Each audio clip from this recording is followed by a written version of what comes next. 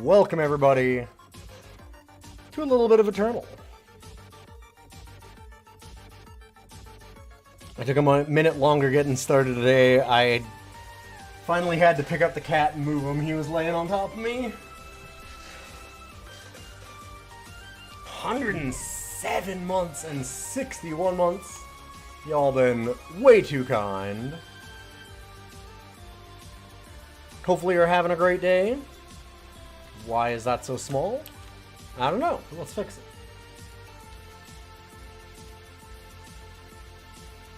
I'll do some song requests today, too, in terms of, like, video game OSTs. If you've got video game OSTs, send them my way. I don't want to get, like, too bad in the copyright strike area, but yeah, we can do a little bit. OSTs should be fine, is what I mean. We can do a little copyright strike as a treat. Alright. Well, I have been doing well in Eternal again. If I remember correctly, we're second? Ah, we dropped down some places. I was first again. We're doing alright. I've been doing okay. So I had been running for a long time. Or for a little while anyway. This deck. I did a little video on couple weeks back? A few weeks back actually, I guess now. Which was just like around Vina and Volk and Honey Porter and Promenade Patrol, all those kinds of things. Just kind of classic. If you recall, the Nine Souls OST is pretty good. I have heard lots of great things about Nine Souls. Hey, co-buddy. Welcome, welcome.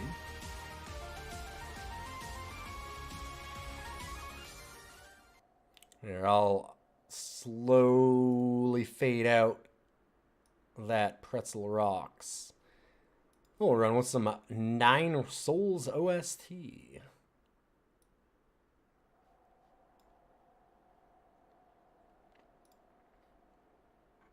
That is very loud. So yeah, I had been running this. This took me to rank 1 for like a full week last month. I tried another different version that might be more fucked up. I don't know that this is the best way to do it yet. Hey, Blackjack, good to see you.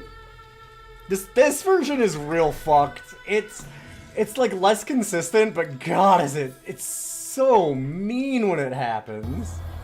Because here, I'll even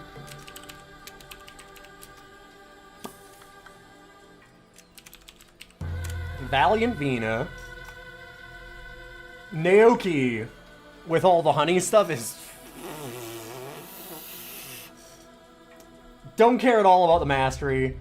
Current like Charge Endurance Exalted Pledge, that's great. That's good stuff. It's pretty good. It's pretty solid. Yo, Cow King, good to see you. But when a random relic goes to the void, when a relic goes to the void, get a random sigil from your deck and play it. Like it gets played. You just go Naoki with Clear the Way. So just sacrifice to make it cheaper, and you can just like Honey Porter, Naoki, Clear the Way, ramp yourself up by 3 power to immediately hit 8, get yourself 2 3/6s that play 3 Sentinels, that'll play Sentinels for free, and hit them for 5. Like, it's fucked. It's really fucked up. It's really gross. It's really, really disgusting when it happens. Vina is still just, like, way better than it has any right to be. It does not look good. Like, it doesn't look bad, but this card's fucked. This card's really fucked up. It's silently maybe the best card in both decks, both times. Like, things like Coveted Gemstone.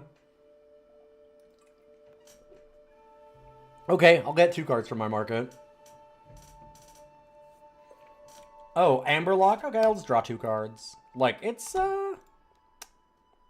If it does happen, it sounds great. I mean, it's what I've been playing exclusively for the last, like, you know, week or so. So it's been working enough.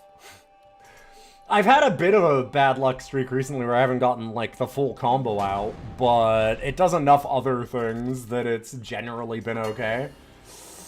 Oh, this one's... Oh, if one of these was a Power Stone... It's got a lot of really good early ramp, is the other thing, so you can just, like, power out a Valiant Sentinel anyway. Yeah, I'll go with this. Not a ton of power, but we get Power Stone into Coveted Gemstone. And it does have a lot of power sources in the deck, so I should hopefully draw some. Or an 8-drop, that'll also be a thing that I could do.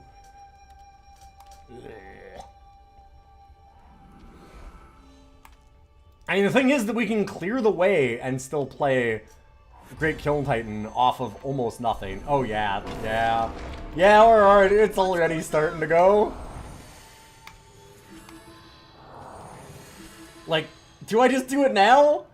Do I just turn 2, 3, turn 3, whatever, something like that? I think so. I think it might be the time, because then I can just Titans. Sure. Well, yeah, alright. I mean, I guess I'll have a 4/4 and 2 3/6s that'll play my Great Kiln Titan for free. That seems alright. It's not like, I mean, there's no Naoki on field. I don't ramp myself by another 3, but seems okay. I miss out on going to the market. That's terrible. I don't get to draw another card. Like, I'm missing a power now? I'm only down to 3? I don't know. I had 5. I had 5 power a second ago. Could be terrible for me. What if they, harsh rule in 3 turns?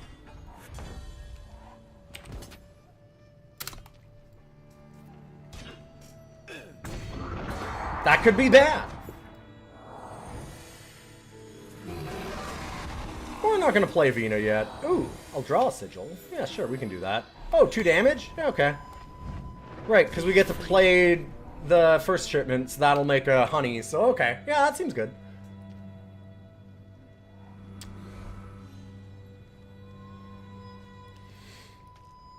So yeah, this deck is alright. It's been doing pretty good for me. That's some trick shots. I'm guessing that means they're quitting. No? I mean, alright.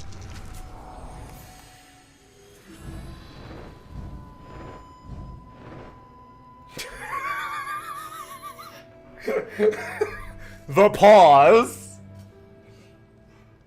They just don't want me playing another thing for free. Yeah. I mean, I'm not. I can't. It's unfortunate. But, hey, where'd you go?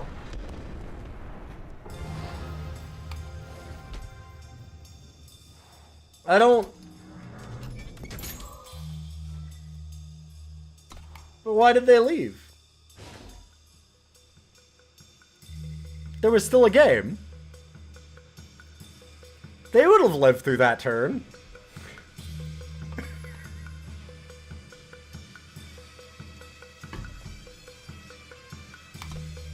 That is one of the better draws I've had. It's not the best, it's far from the best, which is real fucked up, but it's good. As you might notice, Honey Porter Great Kiln. Yeah. Yeah. I kind of need another way, like, I almost want to run another one. Maybe just, like, take out another Hive Delivery.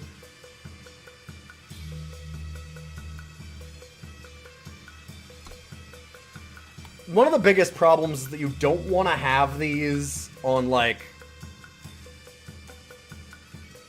You don't want these to happen on a turn when you don't have the Clear the Ways or Naoki ramping you or something, right? But I want it often enough that I'm thinking about putting in another one somehow. Squeezing another one in. The B-Tenders were a recent add because the early game could have problems. See, that's the thing, is Great Kiln Titan isn't a menace anymore. That's the funny thing about this deck, is that nobody... It felt like when I did the last deck, nobody cared about honey stuff. Nobody was like, Vina, you know, oh man, Vina's disgusting. Oh, what a great card. No. I didn't see it anywhere. I'm really hoping we get a Sigil. That's not a Sigil. Oh well. Late Power Stone, then. Ooh, all the colors of the rainbow. We are definitely slow this time, which is unfortunate. I'll only have a turn 5 clear the way. Ugh.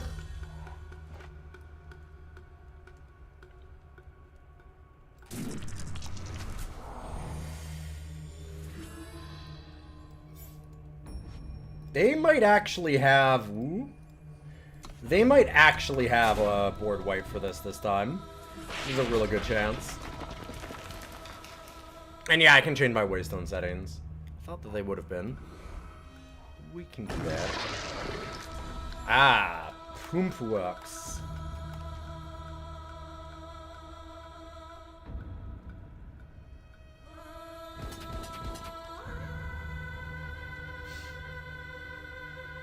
Yeah, okay.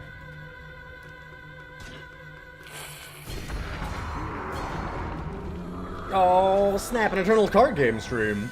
It is! Good to see you, YouTube.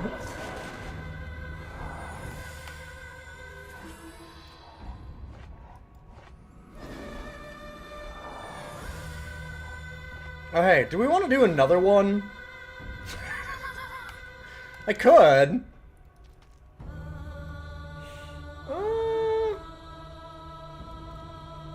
I think we wait. I think we wait on that.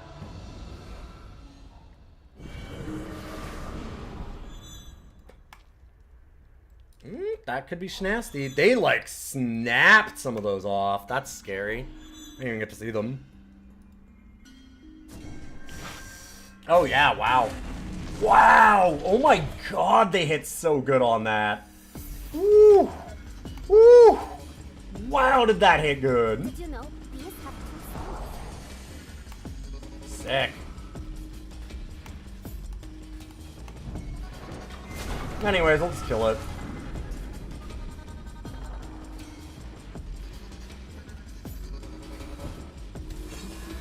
I knew that they would hit really, really well because I've played this person a lot, and anytime they get like a really good hit, they'll slow the game way down and start going or blah. So you knew immediately that they had something when they did it.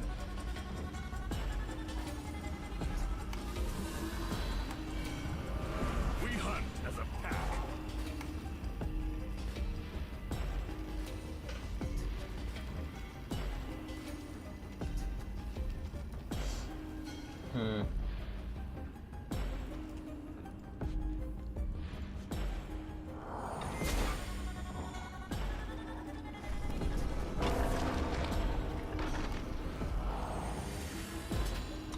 Stay away from the hive, please.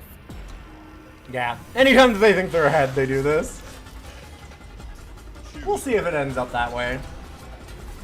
Sad that we haven't seen Naoki or anything yet. That was a despicably lucky speaking circle. Holy shit. Those hits were unreal.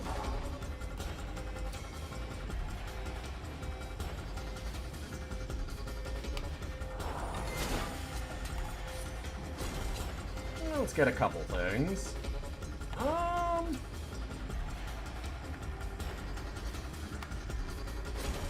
gonna go with the Nova Quake.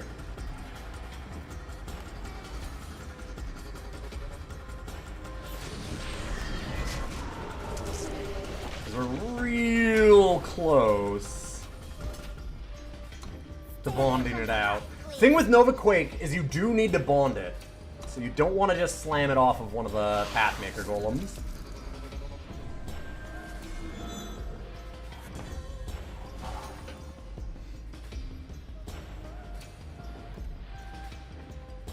Did you know bees have two stomachs?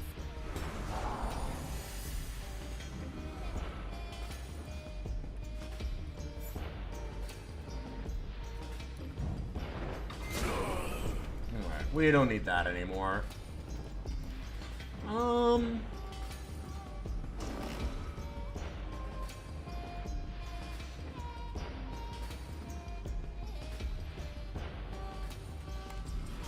I wonder if I want to play another Honey Porter first.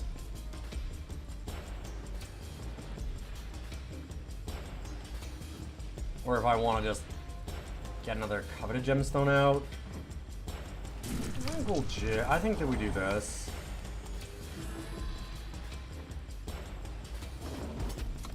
Stay away from the hive, please.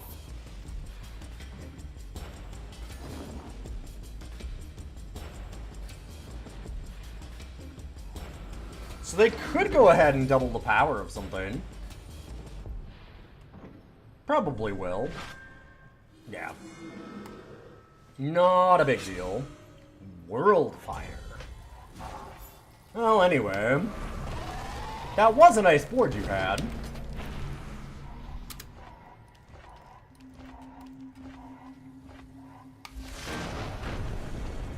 GG!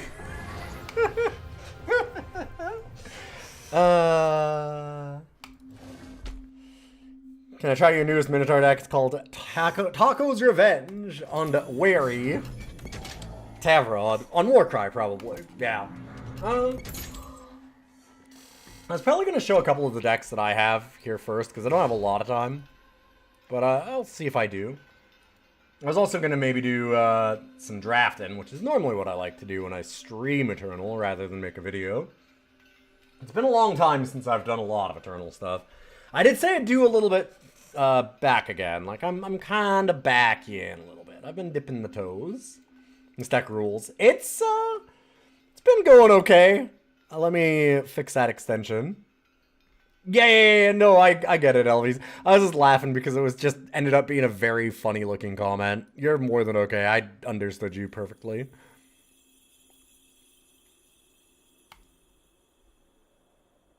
Okay, what's the problem with the settings? What's it? Show only drawn. Oh, that's... I think we want static? Yeah. I see what you're saying. I gotcha.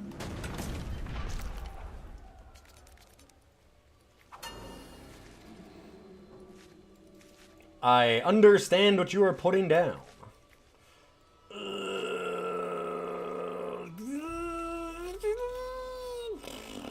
We haven't even seen Naoki. Annoying. Also, this OST does slap. Thanks for suggesting the Nine Souls stuff.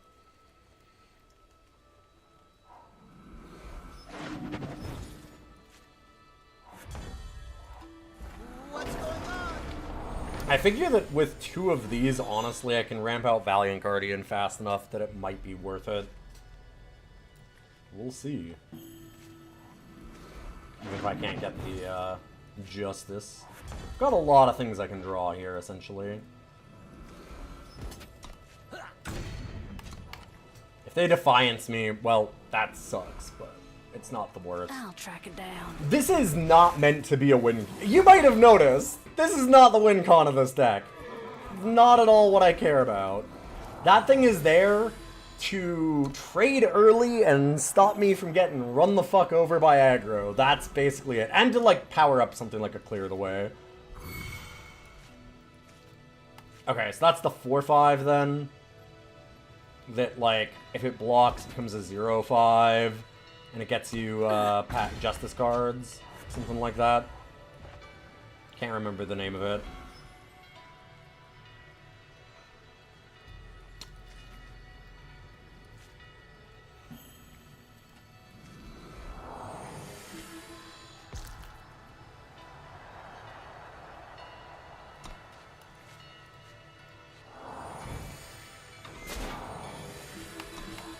I'm gonna go a slower route here.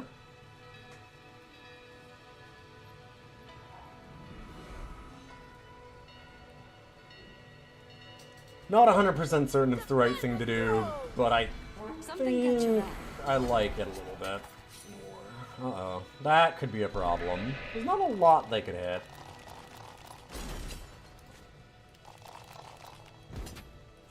Like,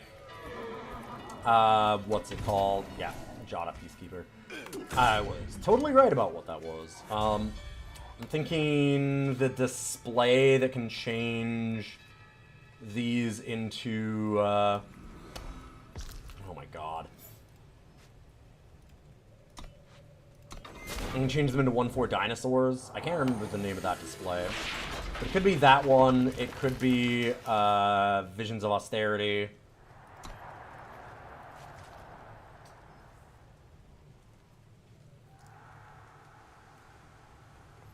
Inspired you make a Grenadin deck. Made a Gear Crunch deck mono red. Nice. Okay. That's annoying, but fine. More than fine. I mean, I don't want it to hit this, so.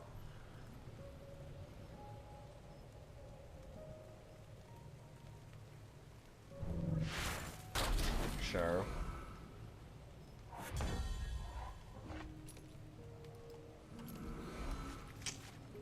And now we're in a waiting game, unfortunately.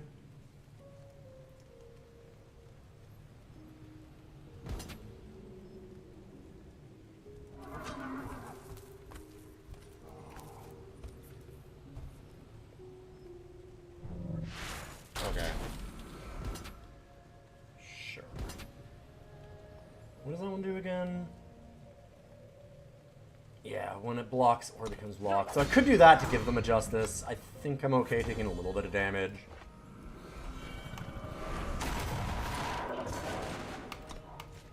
And then doing that. They haven't shown us what they got out of the market here yet. Maybe like a Crystallize? Gotta be something like that.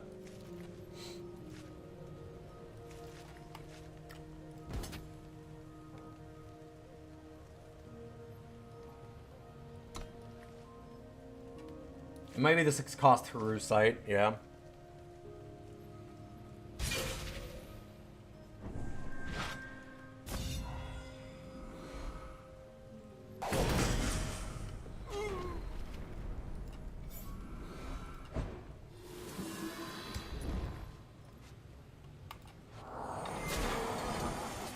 Doing that so we can go for... Actually...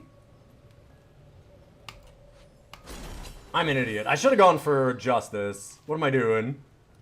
Novaquake, get that out of here.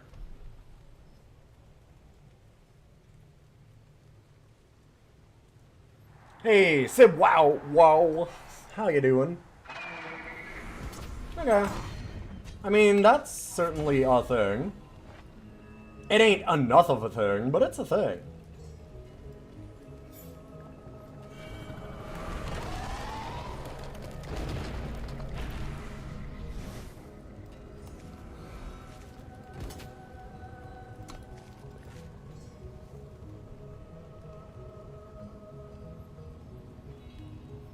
I'm good, how are you? I'm doing pretty okay. We're having our Back to Eternal and Celebration stream because my birthday was 16 days ago. That's why. That is not what I expected. Intriguing.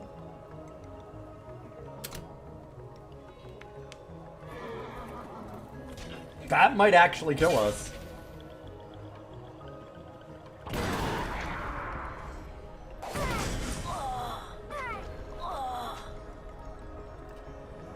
I really need to just get one of the many honeys to get myself some health here. Because you never know. It could just hit a 6-cost and just murk me. I'll track it down. Defend the throne!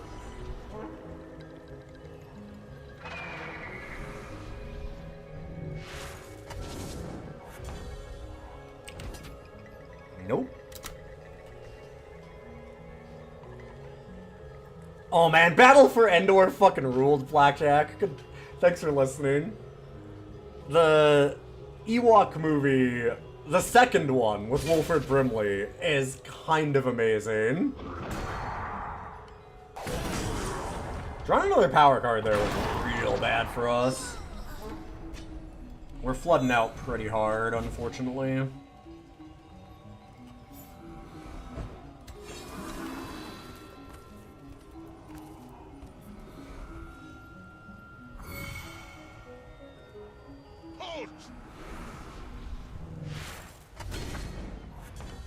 Jeez. Well, I mean, what do we do?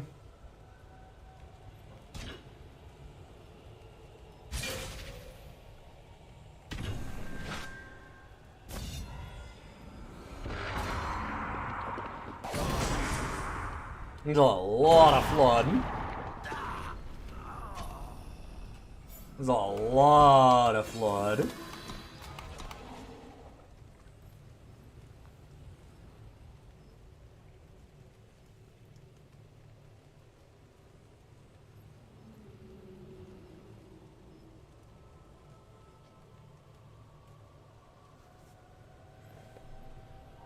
Something catch your eye. Now, when they're 5 cards deeper and yet have 3 less power than us, that's probably not great for me. It's weird, but being 8 cards up just by virtue of your draw being that much better is, like, kinda tough. Kinda tough.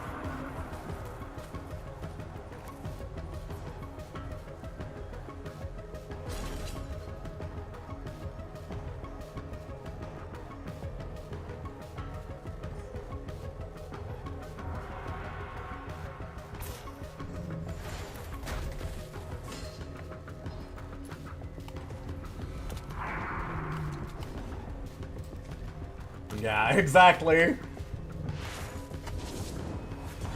Oh.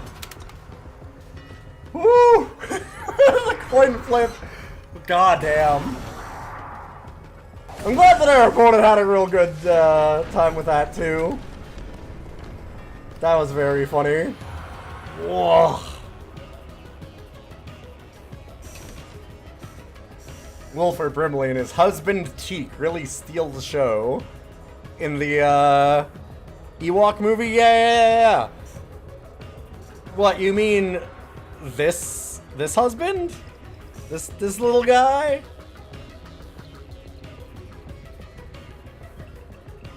What could he possibly do that would make him a good husband? This guy?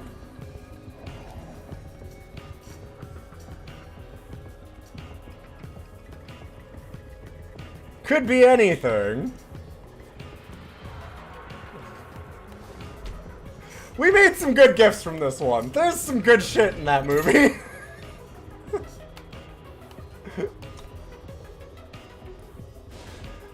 That took us a moment, I remember, to recover from. that was a moment.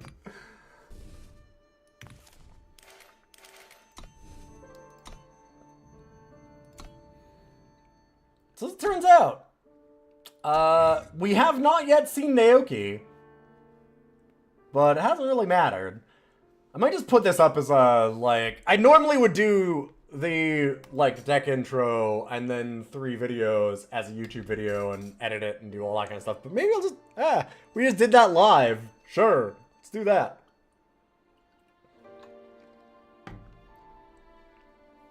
That seems good. Sure. Oh, one thing I didn't talk about too much was the market.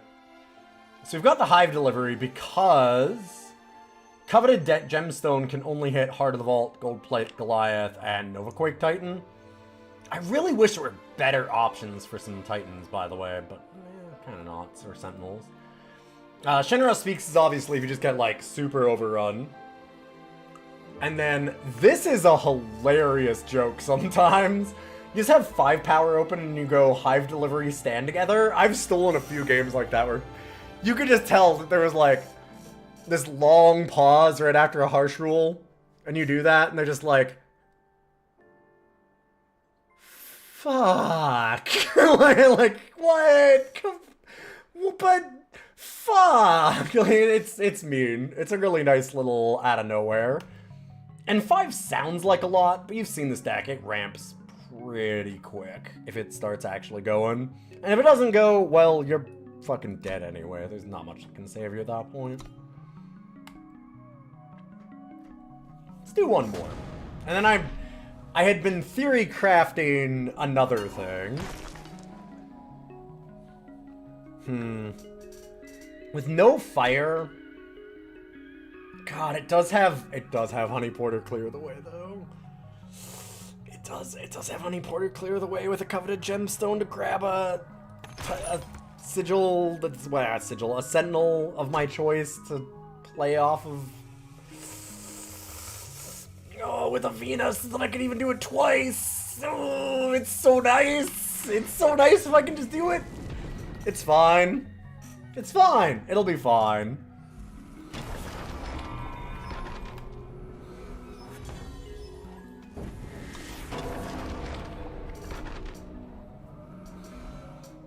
With how much I ramp, would I ever leave a witness over Speaks? No, because the, I can see why you would think that.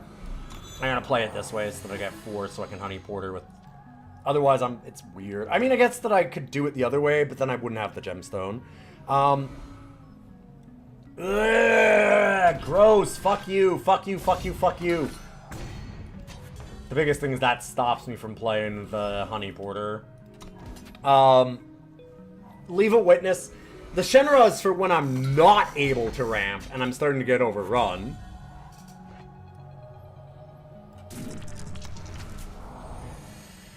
Like, generally in a game where I want to go for a Shenra, it's because I have not been able to ramp as fast as I'd like, and I really need something.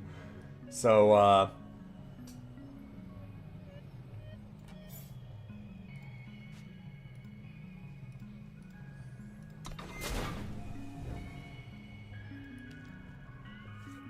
don't think Leave a Witness actually helps there. Well, okay, I will admit, I did not expect battle at the gates. Fair enough.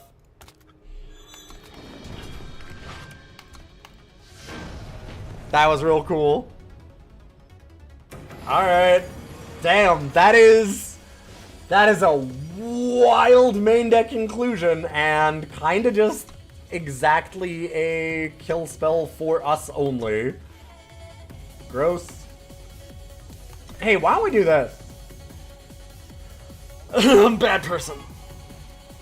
I'm gonna be back in 2 seconds.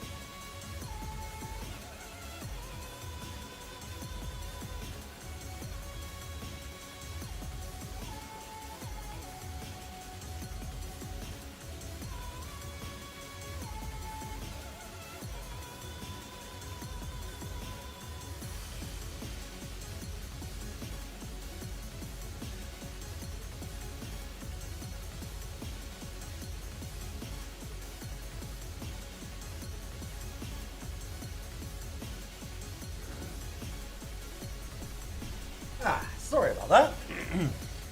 Got myself an iced coffee with a little bit of whipped cream on top because, Celebration Day. And my birthday recently. Sure. What is this song? It's from the Nine Souls OST. It is Crossing Blades? General Ying Zhao. Probably a boss fight of some type. Let me hear it again. I didn't get to hear it, I don't think. Oh yeah, I only heard the beginning. Yeah. Alright, alright. Okay, yeah, this is a banger. Yeah, that's why we're celebrating, because my birthday was 16 days ago.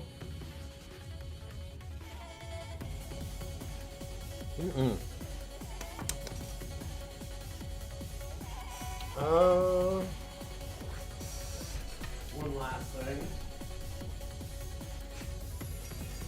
There we go.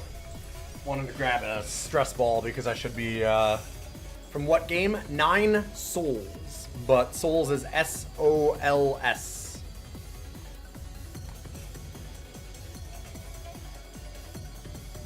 No you.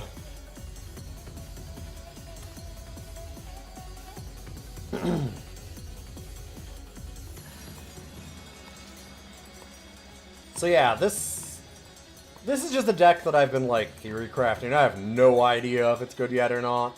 Or if it'd ever be good. Maybe not. But the incriminating evidence, I did have a different deck that kind of ran it too. I've saw a lot of people, I mostly wanted to talk about this card because a lot of people immediately were throwing it into like Dizo's Ruin decks. Or Dicro's Ruin. The one when an opponent draws, they lose a life, you gain a life. And it's not good there. Or I don't think it's maximized there. My reason for thinking that is that this is a symmetrical effect. And that deck, like the decks that run Dicro's Ruin, there are some that maybe it would be good in. You could probably put it in here, I guess. But a lot of the time when you're doing that kind of a thing, like a lot of the Dicro's Ruin decks and things that people hate about it, Dicro's Ruin is a slow control card. Control decks want to be drawing a lot of extra cards. You doing that just makes you even more vulnerable to aggro than normal. Because aggro decks are just going to go under it, not care about debt, and beat the ever-loving shit out of you. And so I've had a couple of different decks, and I've had a couple be pretty good running incriminating evidence. Because I'm just trying to go low to the ground. I don't want to draw any extra cards. Or very, very few. This one is the one that I went a little bit more on. Where I'm actually getting, like, Disciplinary Studies can draw. Nightfall a little bit. But there's other reasons for that, too. Because of, like, being able to do things like Pincer Ant.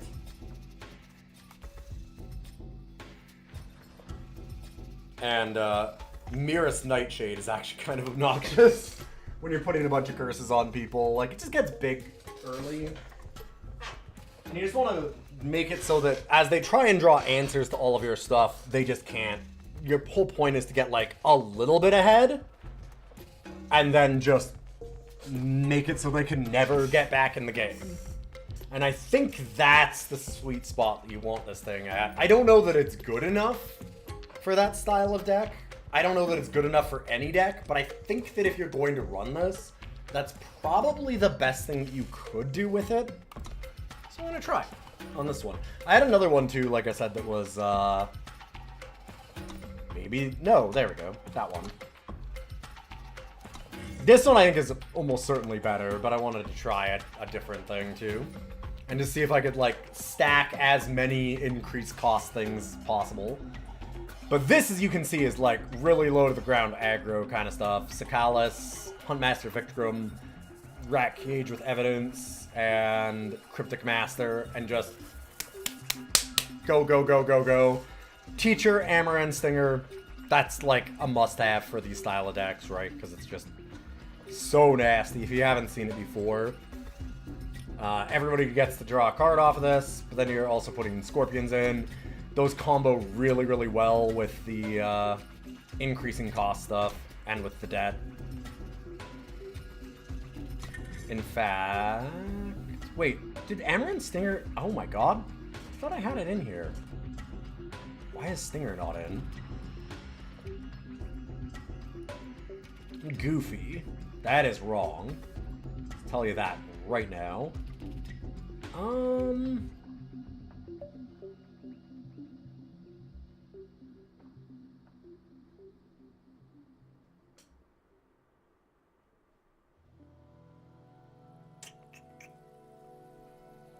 I've actually really liked Dissociate. Oh, Vikram's still despicable, yeah. If anything, maybe even just all the studies out.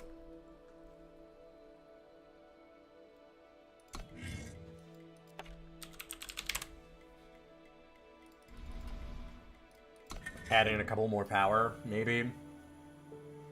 Yeah, I could probably put the study back in. Oh, it's studies, isn't it? Alright, we'll try this. See, like I said, this one is very much a work in progress. Here we're just cooking.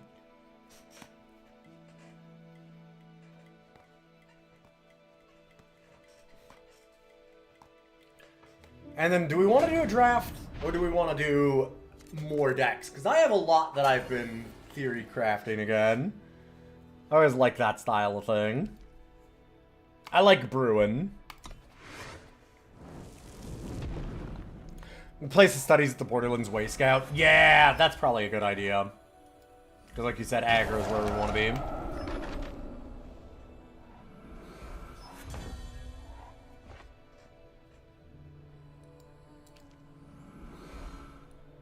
Just a touch of poison. Sorry, I'm just doing some hand exercises. So if you hear me going, ooh, it's because I am squeezing a stress ball, and that hurts a lot.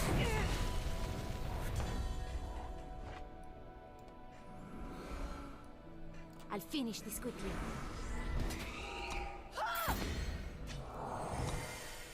Watch your step.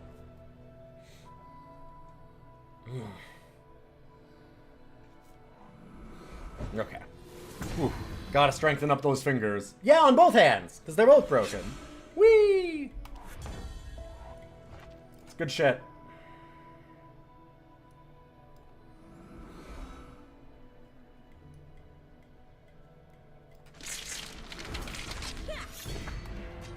What relic is on them? Execution Pit. It's a newer one.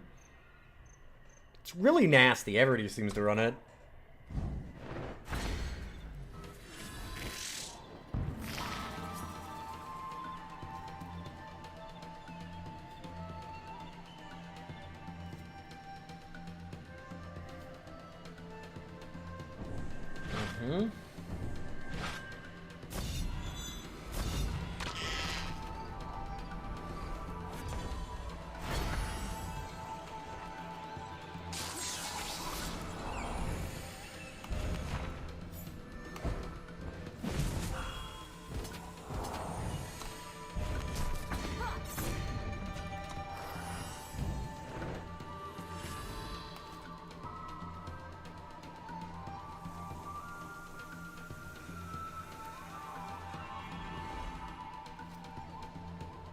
And yeah, being able to squish the stress ball is a very big bonus now.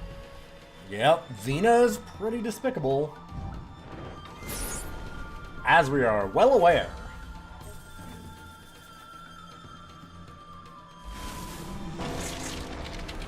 Oh, what am I thinking? Right, 'cause they have Creation Project.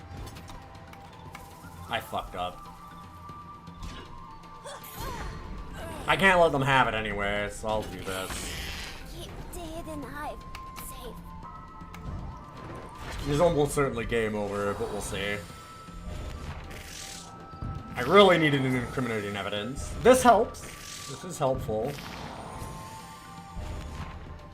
At least these cards are probably more expensive for them. Evidence would have been amazing. That's the big thing we want.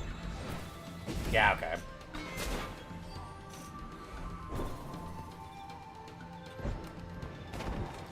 here.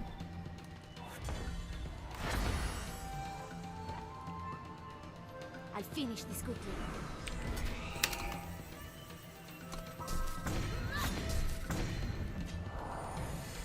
Watch your step. So I'm not going to play Mirror's Nightshade yet. This game has gone on way longer than we'd like for this style of deck. I'm waiting because I want to use it and ultimate it immediately so that we can actually try and kill them with Nightfall at the very least. We've got Lured Away as something to hold up anyway. Oh, God. Sorry, my fingers are cranky. For those that don't know, if you haven't been around in a while, I have broke both hands in consecutive years.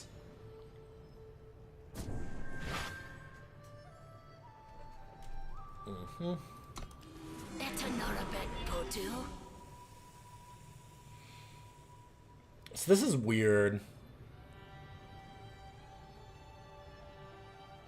Huh.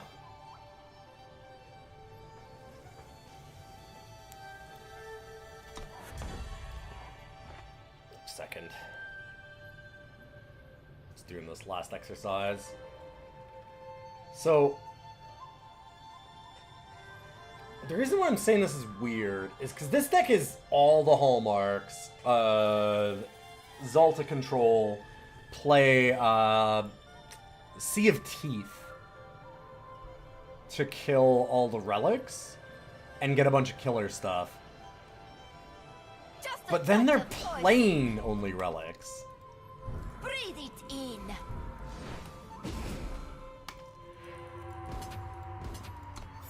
It makes no sense.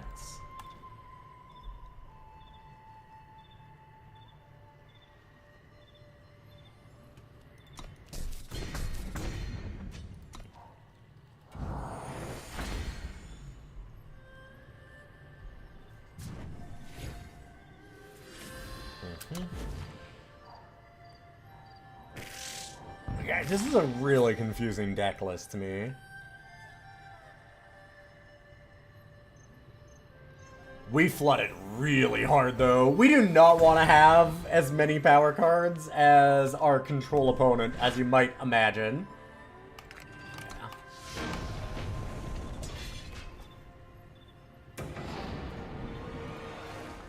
Playing 25 power, and yet drawing as many power cards as your control opponent is a really easy way to lose a game like that.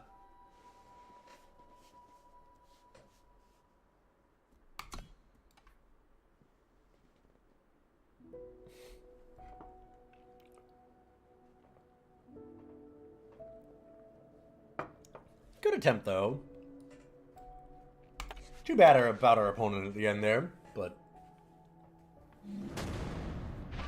some people are like that.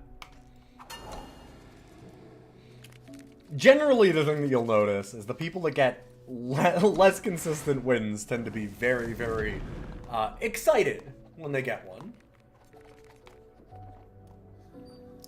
When a plan comes together. I really would love to see their deck list, though, because I'd love to know what they're running instead of Sea of Teeth.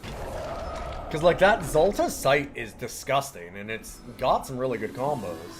But, like, I haven't seen anything that's ever convinced me that there's a better combo for it than Sea of Teeth. And nothing else about their deck says Sea of Teeth to me. Or if it is Sea of Teeth, then it's, like, really questionable. Yeah, I have to tell them what a Luxac there and their deck sucks, and then I can ask for their deck list. I mean, we could do what the other people do to me, sure. Yeah, I mean, that's always possible. I'm allowed to. Apparently, that is a legal move. Okay. So, this has gotta be, the Decay deal, like, 12 damage, give it, double damage combo kind of thing. Because otherwise, there's no way that they would want to get that much Shadow.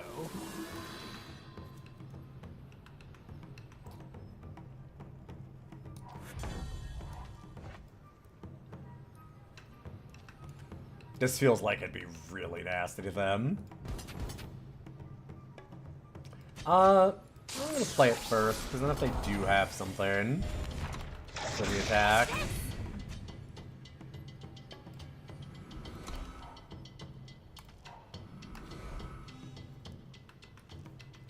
This is the kind of matchup that I think this deck actually excels at.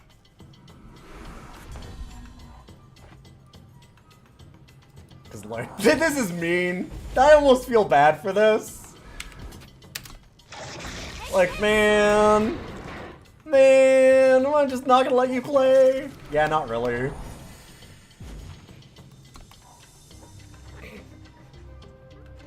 How much did that cost? That seems bad for you. Like, ugh, it's so gross. Yeah, this is definitely that combo deck, though.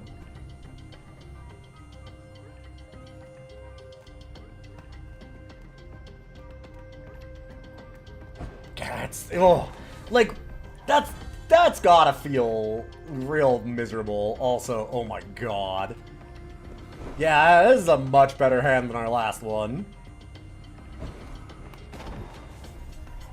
4 cost, draw a card, and that new card is going to cost more. Damn. You got a real choice here.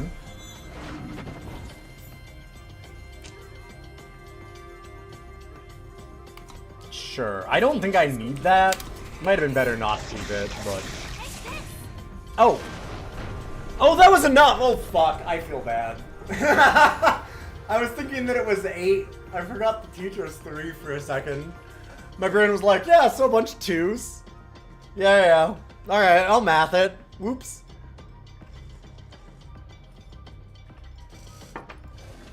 I always forget that the nerf to teacher was the other way. It's a 3-2 and not a 2-3.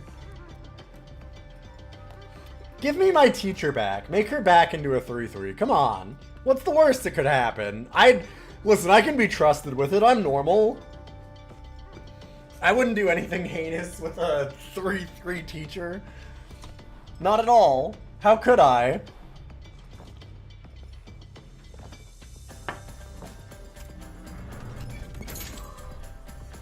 The sound you made it paying for Treasure Trove. So I'm also doing a similar thing in Expedition. I've done a similar one. And, let me tell ya, if you made that noise at seeing a 4-cost Treasure Trove, wait until you see... Is it...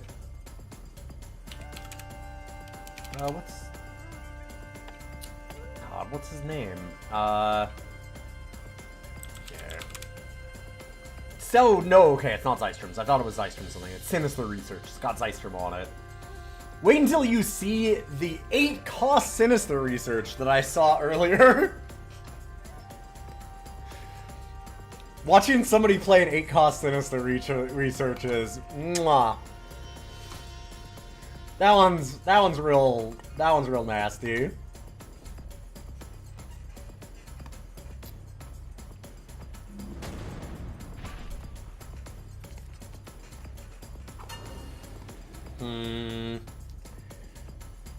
Don't love this. If I had one on undepleted power. This is a sigil.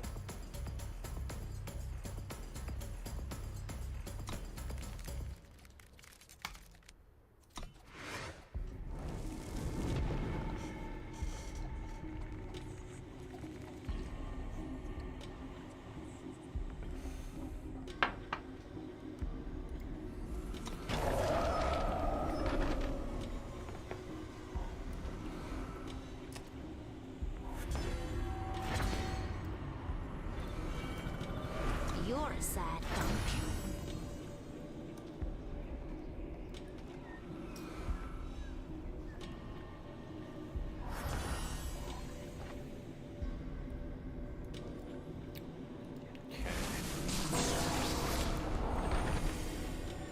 Damn.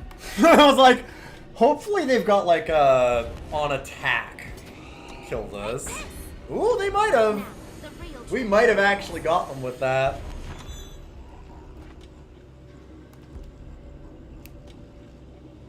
Also, we have an invader. Hi.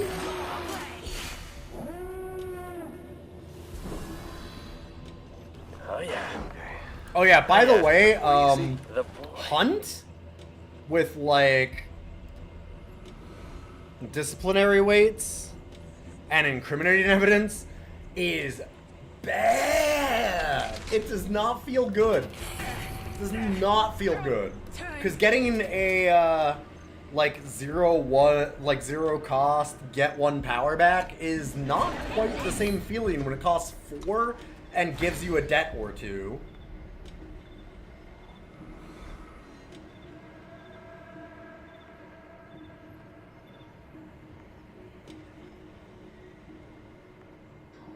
Listen and learn.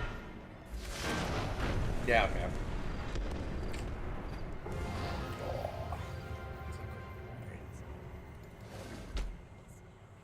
Yeah, you know, this deck is working out alright.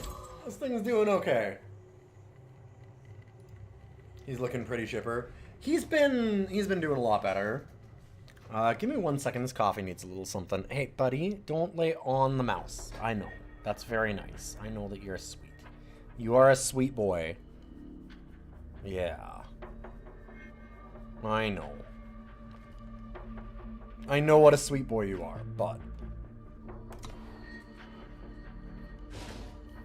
Alright. 20 seconds, I'll be right back.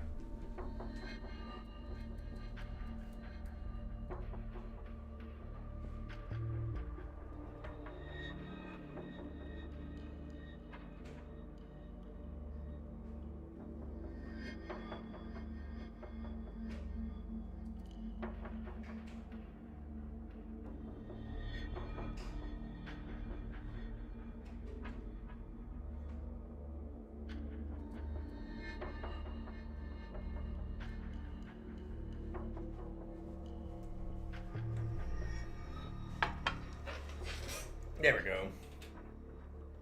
Like I said, it's a day for celebration, so I wanted to get a little extra sugar in there. I've been on a diet, but I'm breaking it a bit.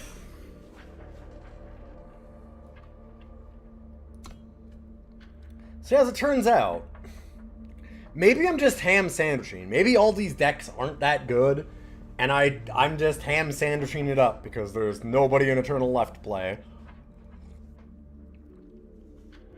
It's possible.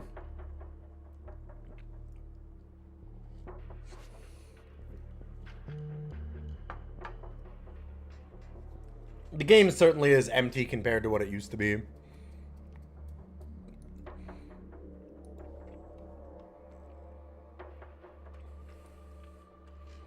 Maybe you're having kind of bad luck no matter what you try and play. Yeah, I mean, I have certainly had my problems. Oh, hey, it's Rampage. Oh, no, Rampage.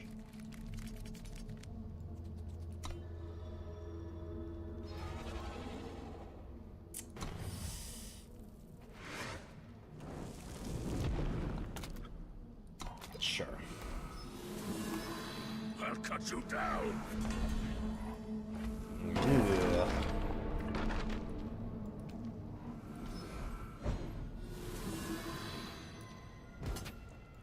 That is, wow.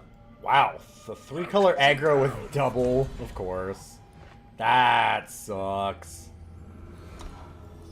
Wow. That's a pretty lucky draw. No problem for us.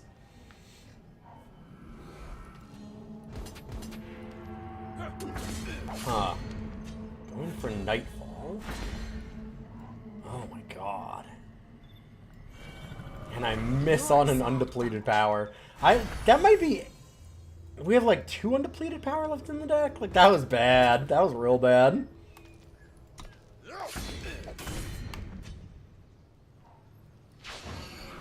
We travel and study.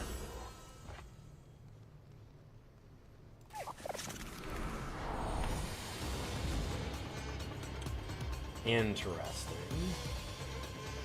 Wow, so this is 4-color aggro?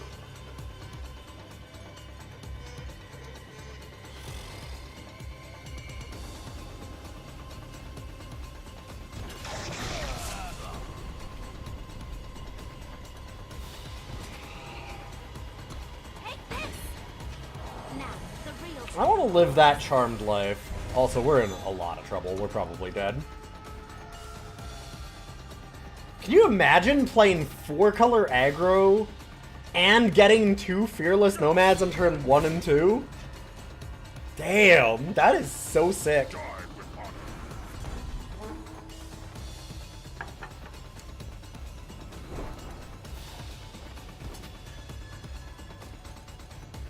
Actually schnasty.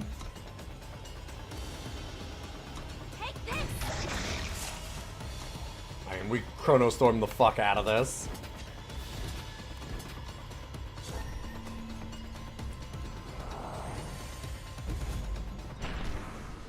No.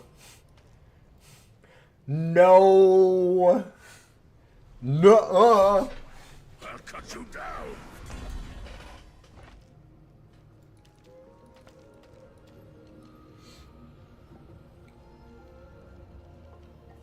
I'll finish this quickly.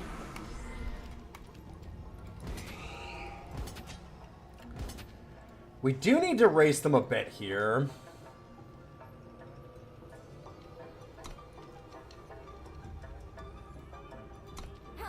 Take this! Question is, do I play Creeper? Or do I hold up Lured Away? I really need to hit another power card so we can Chrono Storm and do something.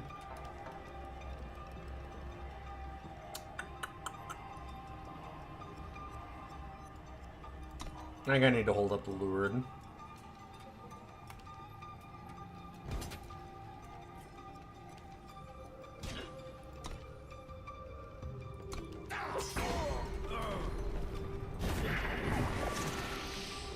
Okay. Well.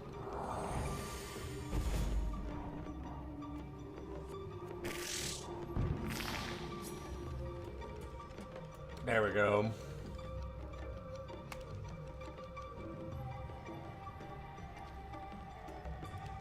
And they have too many cards. Gotta discard.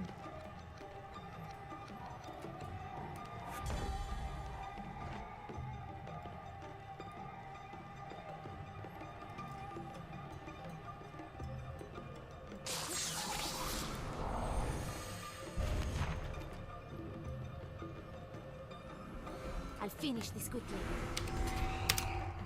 I'm gonna try and end it fast. Watch your step. This is a bit greedy. But hey, I mean, if we're talking about greedy, we might as well fight greed with greed, right? Because, woo! We got some greed on both sides here.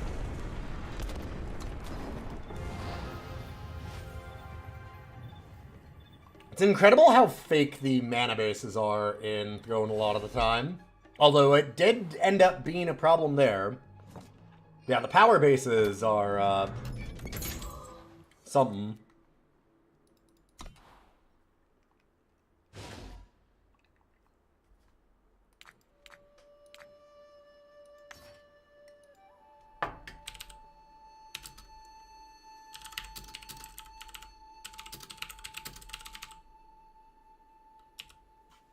They had a really good start. Damn.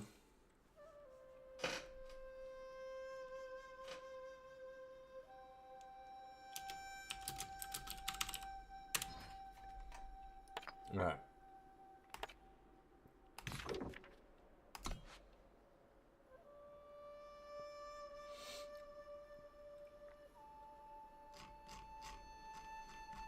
Oh!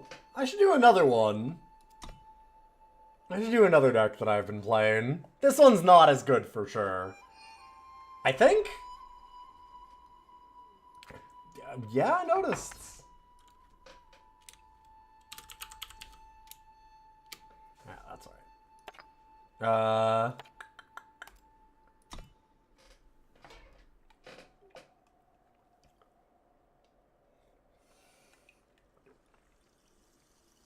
I'd be way too nervous to play 4-color aggro. Although I see it all the time, and I see it work out a lot. I can't seem to make that kind of thing work.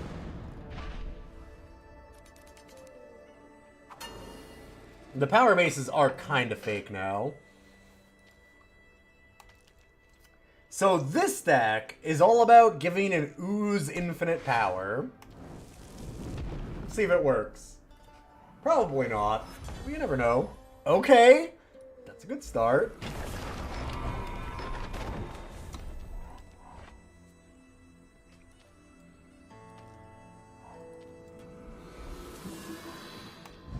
Ugh. God. Oh, wow. Only one off of volatility. I'm going to lead with that so we can just immediately Orion Scepter Moldermuck. Hey, Skinnity. How you doing? Ransack me. Okay. Because, yeah, they're getting it out of the void. Sure.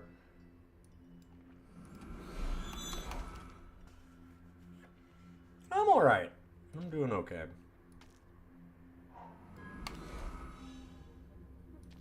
Yeah. Yep.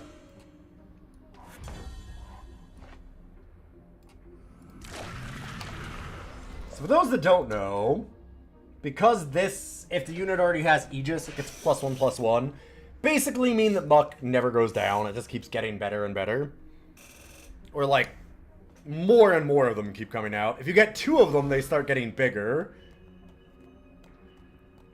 And then you can add a whole bunch of other skills and stuff to them. Yep. Gross. That's another thing that kind of works good.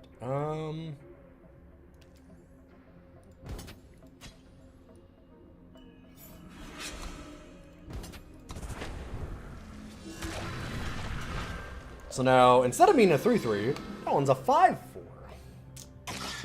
A little bit bigger.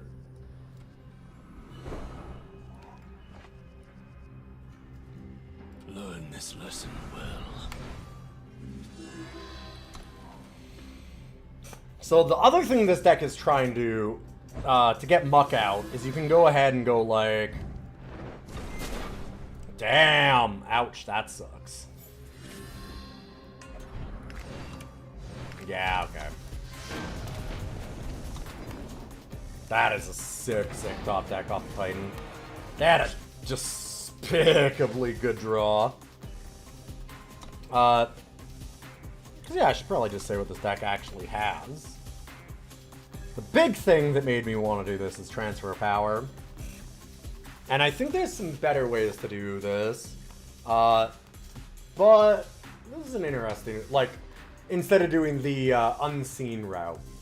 But transfer power on, like, Bisma, silence it, and then get Moldermuck instead with all of the skills that something like a Bisma had, or that Unseen Commando had.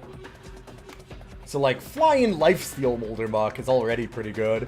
A lot of times you can get a lot more than that with Outcast Lead, Tranquil Scholars, Bisma, stuff like that.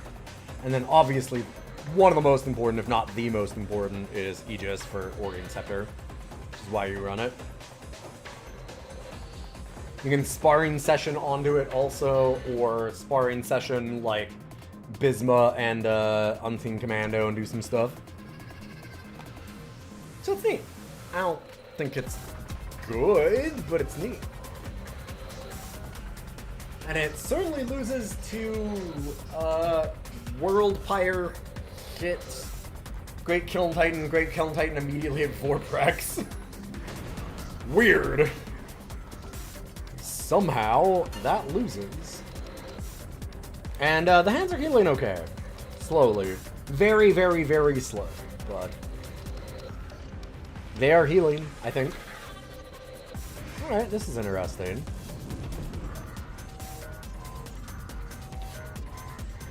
I'll Silex, Justice, Outcast, then Blueprints, Outcast, then get Bisma and Transfer, maybe? Huh, okay. That's a lot of Outcasts. I don't know that I want that many. I'm not sure how fast I want to try and power out a Muck. It really depends on what I get for abilities on Bisma. I can break in anywhere.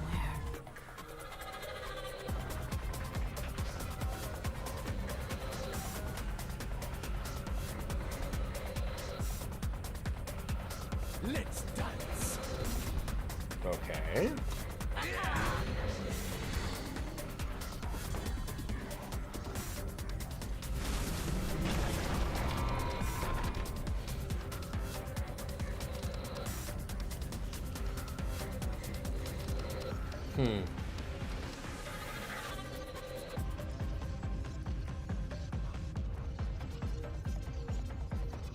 Learn this lesson well. Double damage. That's actually not amazing on the Mux, because dealing double the damage to themselves makes them smaller. But we could hit something like regen or whatever anyway. There are a few ones that are not amazing. Yeah, and that's a problem.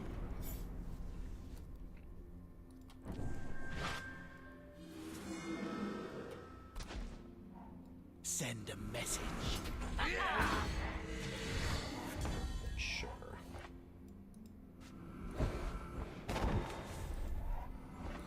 I can break in anywhere. And endurance. I'm gonna wait. We are certainly in trouble.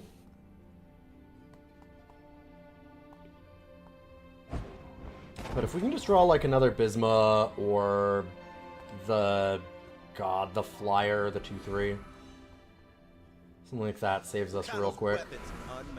Let's see if they actually want to attack here. They might not. They would be wrong not to slam with everything. Okay. I don't know why you'd attack with only one there.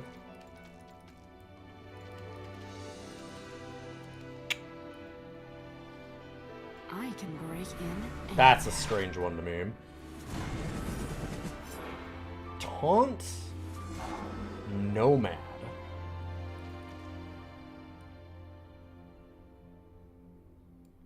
Interesting.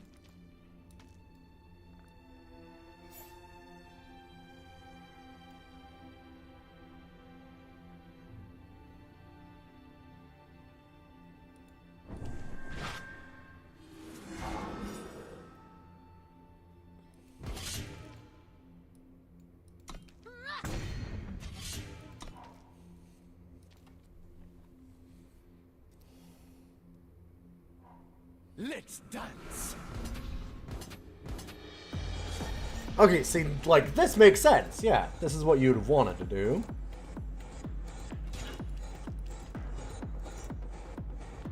Very weird. Don't know why they gave us an extra turn last time to just not attack, but I'm happy. Happy I got the time. Although, ugh. Ah, this is not where we want to be.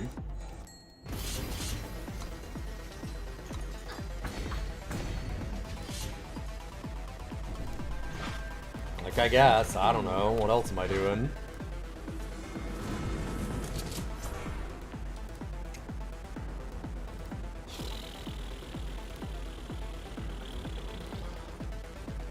Not enough.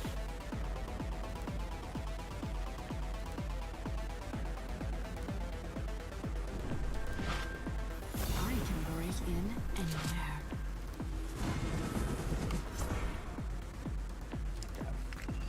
I was kind of curious at that point, because we're dead. I just needed something with a 3, or a muck or something. Hey, Samantha.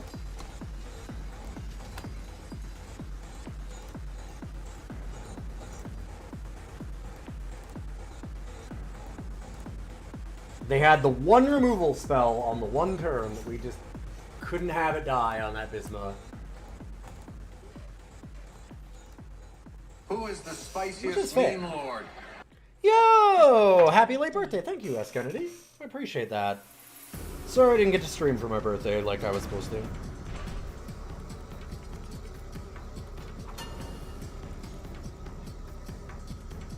That is very kind of you, though. Damn, that is a lot of money. Thank you very much.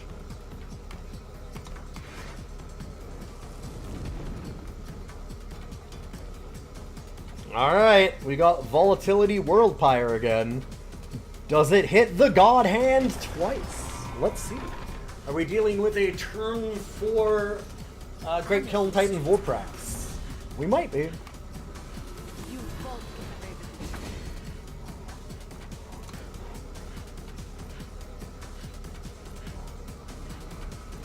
Oh, I fucked up actually, because now it's depleted.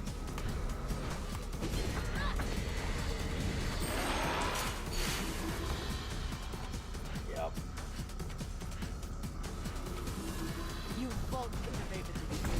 I should have played the 2 paintings first. I was thinking of them as the other way. They were lasted for 3 turns. Oh, it's not the same deck. I wouldn't think anyway. That's a real good start still.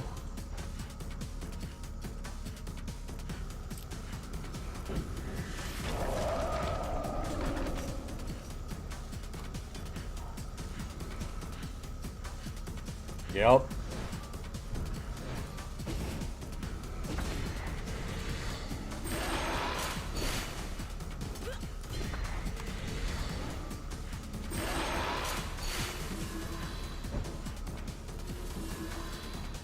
Your contract is due. Good hits. Good hits. So, I mean, it could quiver. I'm thinking, is it quiver muck? Or do we just want to, like, muck do nothing? Like, wait to get the value off of it? I don't love that. I think we do this.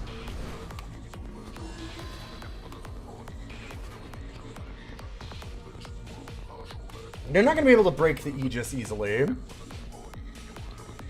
I mean, spellcrafting the quiver means that I can't play the muck. Muck is just more important right now, though. Is the big problem. Good to see you, Paldo. Do they have double execution pit? They do, don't they?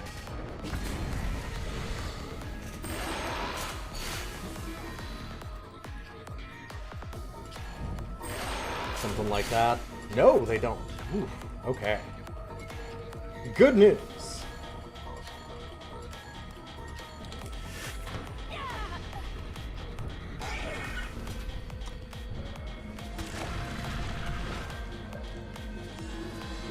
Hey, guess what? Now it just gets bigger. Time for the embiggering. Yeah, alright. Second Roof Siphon. Fair enough. Who can race faster? Can I get any flyers? No, because they just mill them off immediately. I say as they immediately hit all of them. Fuck off. Okay, fine, sure. I don't know, man.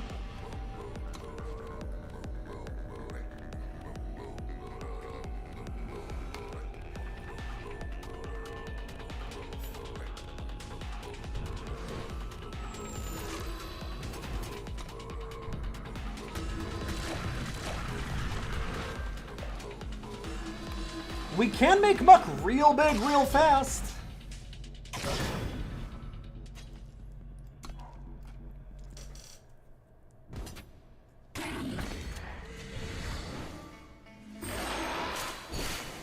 Come on, hit another flyer. Damn.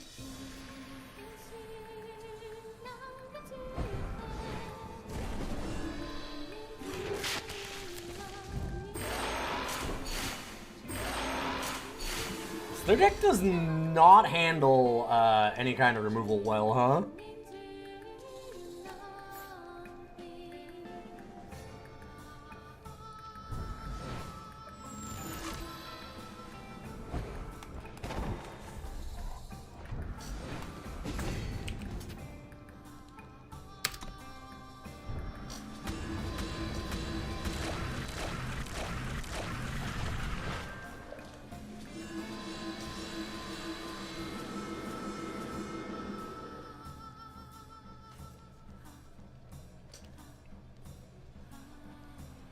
Because it's like all in on one unit, and if they don't get it, then they're just done.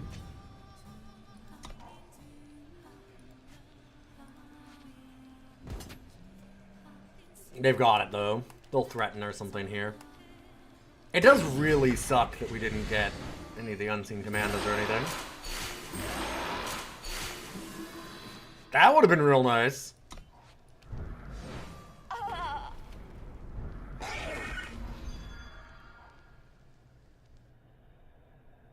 Ooh. Maybe? They're thinking. Woo! So Dicro's Ruin. Why are they playing Dicro's Ruin?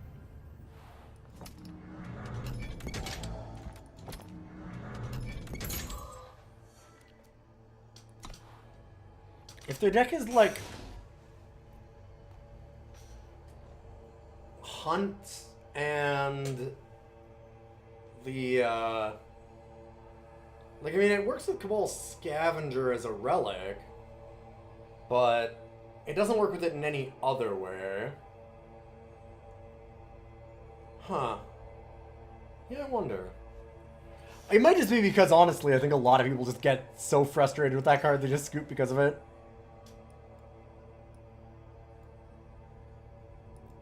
Oh, they're showing the deck that they played that was the 4-color recruit aggro stuff.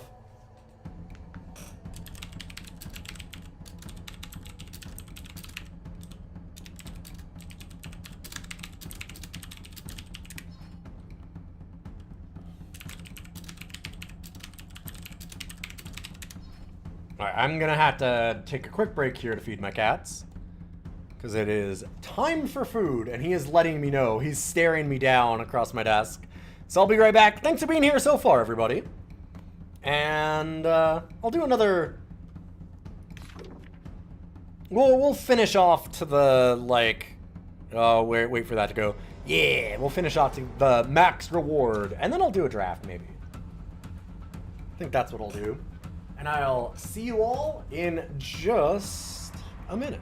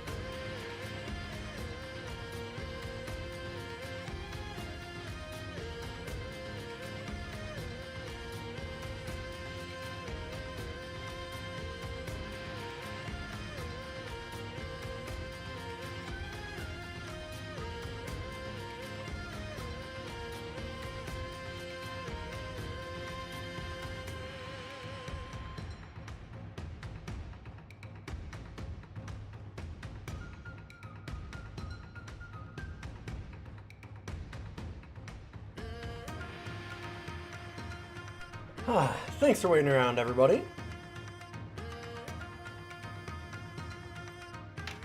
This takes a little bit of time because I have to wait for the one cat to finish eating and I have to give them meds. I have to wait for her to finish eating because she has to like have it constantly scraped together. She's almost 20 and struggles keeping the food on the plate, so we gotta kind of keep putting it back into a pile for her.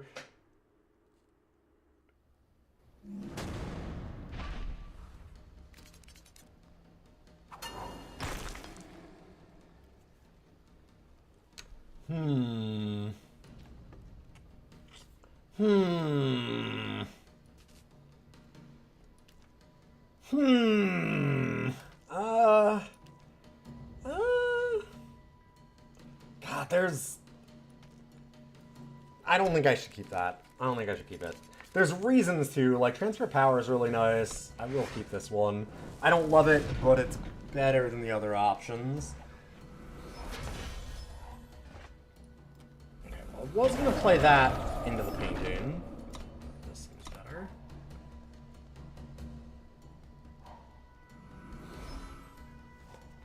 Ugh.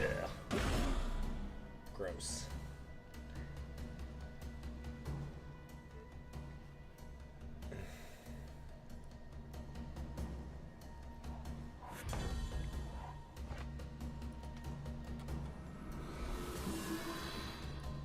You won't get away with it.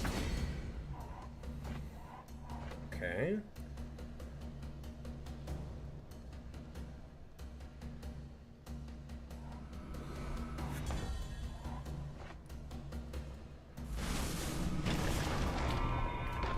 Learn this lesson well. This does scare me.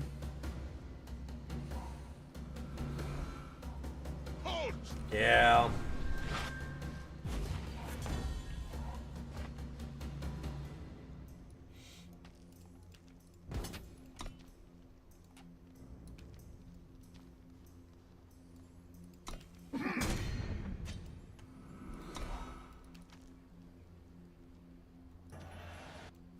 So we're getting like a mid-range control deck.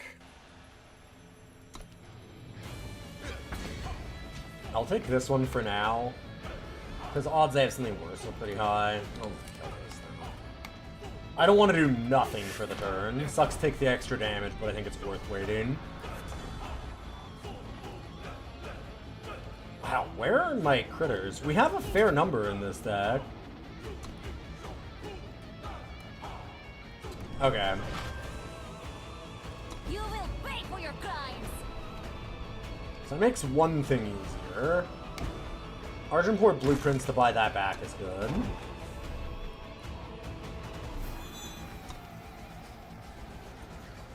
We've got another spell of some kind? What could they have that would have actually still been live there? Okay, give me any of my many, many, many critters. No? Okay. Now give me any of my many, many critters. Fucking Christ. Okay. Well.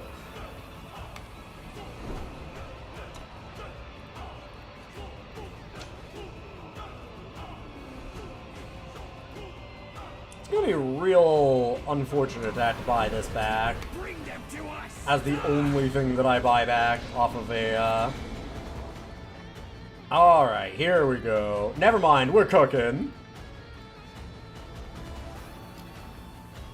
Trust in your skills. Because that has Aegis. And then... we just muck it up. Man, I get a 5/5. They might still be able to kill it, which would be unfortunate. But I can buy back the muck with our Argenport heirloom at that point. Oh, that would have been nice. Oh, that would have been so good. Snap block. If they have like a sleigh of their own, it is fast enough to get us. We got a lot of sleighs, not a lot of units this game. Also, like 3 Furious Accusations, this has been a weird one. Not necessarily bad, but just weird. If they have something that's fast speed, this is in trouble. If they don't... Uh-oh. Because I'll just get another one with Aegis. And then what do? Just muck it up. Yep. Yeah, okay.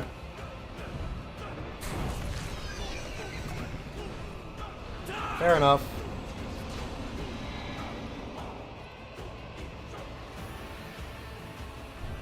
What sucks here, too, is I do need to buy these back immediately, because otherwise they just devour and stop me from doing it. Because I'd love to slay this thing. Do they have the exploit? That'd be the sickest thing of all time.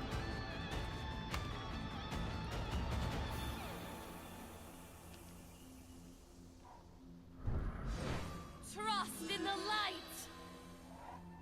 Okay. I can deal with that. That is dealable.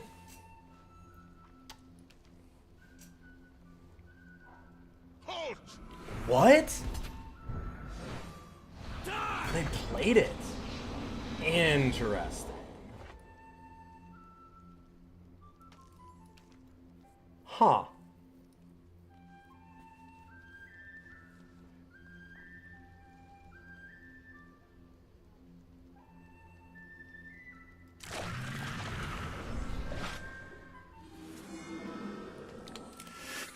More to see.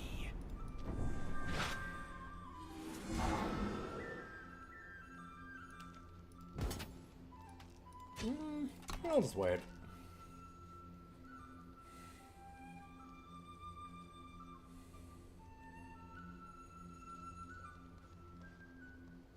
We need to get rid of Dicro so they didn't have an easy way to break the Aegis.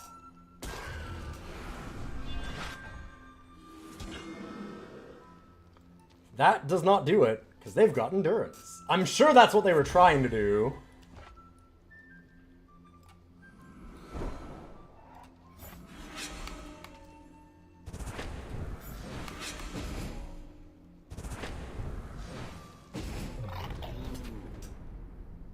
Hey, guess what?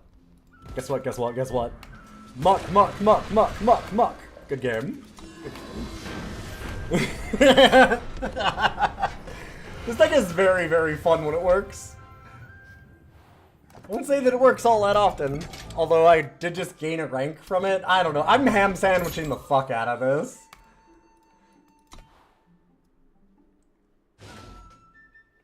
Yeah, Muck gets real nasty real quick. I had a different version a long time ago before Transfer Power that was just like, this is a much better deck, I think, in general. Hey, Hitman! Because it's just the Orion Scepter, Molder Muck, and then, like, lots of hate stuff, in a way. Like Law Mage, Exploit. It's just a more rounded deck. But the other deck's more fun. So, gets stupider skills on the Muck.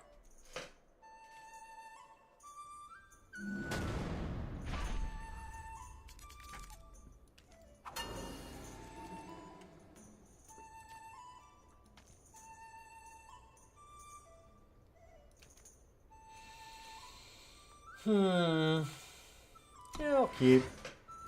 Could definitely be a problem, but...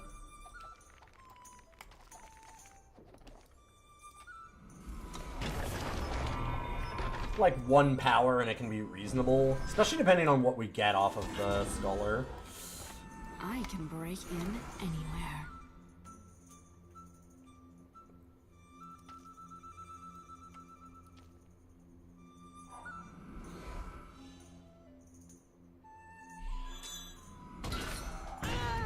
Okay. What? What? What? Oh, did it start with 3? Oh, right, because they had the... Right, yeah, I know why. Look in. I'm a dummy. Ugh, I mean... Okay, that's definitely not what I need here.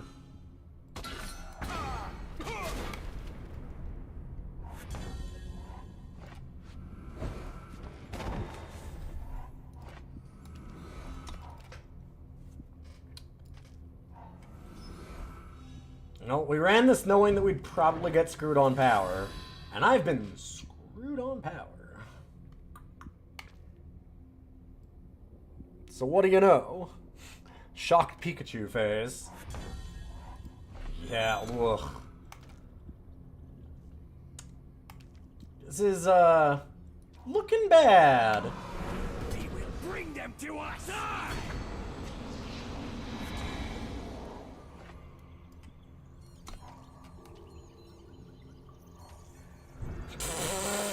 Okay. More to see.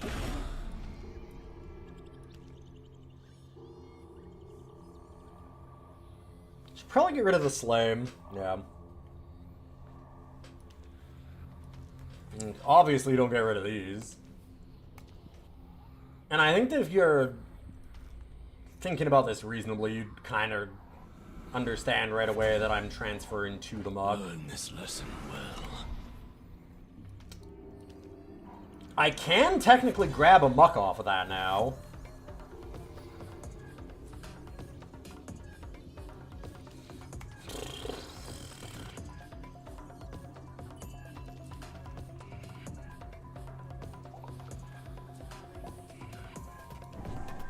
I could have waited to see what I got off of the Tranquil Scholar.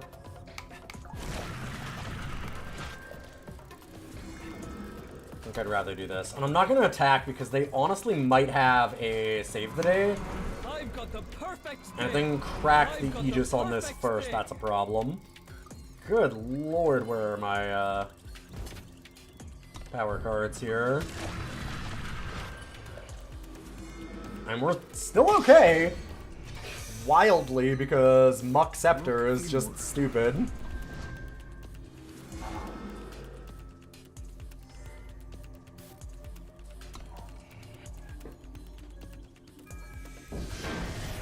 Alright! Fair enough! Okay! Alright! Yeah, why not? Just play Muck without the Shadow. Who needs it? I don't fucking need it. Who said I needed it? Cowards. Hey, rank 1 player. Fucking shit. Jesus. Normally we have the caster's curse of, if I am streaming, my luck is in the toilet. Apparently not tonight. I don't know. What the hell was that? How did that win? Yo, Egrets! You're probably new enough that you don't even know this game, huh? Wow, Hearthstone looks different than I remember. It's good to see you, by the way. Nope. This is a turtle card game. To give you an idea, I've talked to you before, I think. I think most people understand that I have been a, card game streamer in the past. Yo, thank you for the raid. See you, Red Muffler Man. But yeah, I've been a card game streamer in the past, because I've done, like, 13 years of streaming. Hey, Wild in Texas! Yo, yo, yo, yo, yo. I called it. It is Eternal. How's this game right now? It's, I think it's in a good spot. There's supposed to be an update that they've been working on that's gonna, like, make some, tournament stuff a little bit better. But, to give an idea as to, like, my game used to be, like, my stream used to be about card games. That is, in fact, 6,200 hours. It's also on my phone, so I actually probably have double that. I've played some of this. Cards is going okay. Listen, it's hard for me to say that I don't like the game right now, because we just, you know, well...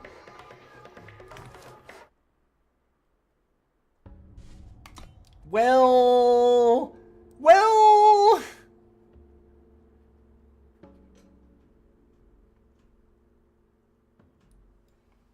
That turn count made you cringe? What turn count?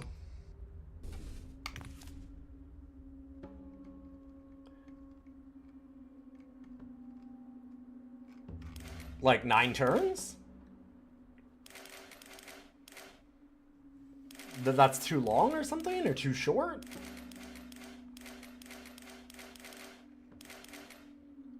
Give you like 15 turns? Oh, you can do that.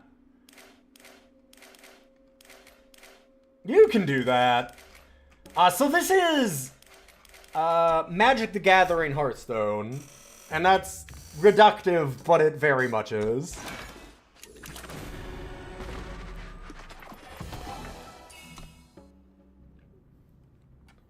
So, like, here's the thing, Giraffe. Also, thank you very, very much for that raid. I appreciate it, Red Muffler. What were you playing? What were you up to? I don't think I've ever met you before, so good to see you. Maybe I'm wrong. Here's the thing. We are... Oh, somebody already gave the shout out. Thank you, Ghidorah, I'm assuming. So... we're playing what's known as Throne. You'll have active game inside of stalling. You can play a control deck. But like, we're playing what's known as Throne, so it's all cards from all formats. In other words, like, if you're thinking about Magic the Gathering, it is vintage. It's everything. So it is... you know, fuck people up with all your shit, which that's why things are fast in a lot of ways. You can definitely still do control decks, but the control decks tend to be very, very quick too. Like, they can just have a turn. Like, this is the deck that we've been running that basically got me to rank 1, that I made, which is... the idea of this one is that you will do a... there's this thing where you can sacrifice a relic to pay less to play it. So I've played this on turn 3. To then immediately make these Road Makers. The Road Makers, when they hit an enemy player, play a Sentinel for free. Which then let me play, like, Great Kiln Titan. And I just, like, killed my opponent on, like, turn 4 or 5. And this is basically a mid-range / control kind of list, because I just went off. I just popped off. I was also just drawing really, really, really well. But there is a format called Expedition that's a lot closer to, like, Magic Standard or something. And that you would be able to go... I think that it's pretty aggro right now. I'm not generally an Expedition player, which is why I'm very low rank in it. I don't play a lot of it. But, I think that it's kind of geared towards more aggro, but it's going to be a little bit more reasonable in what the decks do. Throne's nasty. Throne's for the nasty people. It also has a really, really cool limited format, which I'm going to do right now, actually. So yeah, what were you up to, Red Muffler Man? I fully understand running to the little streamer's room. I also understand if you just have to leave, because that's often what I do. I normally raid and run. I stream late, and I just end up going to bed immediately. But they have draft, and they do a really cool draft. You were streaming FGO and live dubbing with the gamers. Oh, nice. Okay. So Fate Grand Order, is that really FGO? I would think that'd be it. Yeah. Okay. Hell yeah. My introduction to that was through CoBuddy, where CoBuddy had me on their podcast for a really long time, just explaining the plot of FGO to me, which was wild. That was a good time. I ended up I couldn't have time for everything eventually, and I had to drop one of the podcasts that I was on. But I did love that with CoBuddy. Yeah, the plot is something. It goes.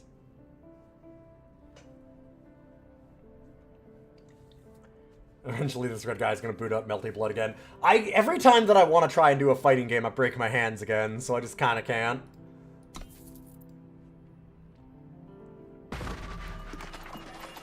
So this is a draft, and the drafts are asynchronous. Like, literally, yes. I broke my left hand last year and my right hand this year.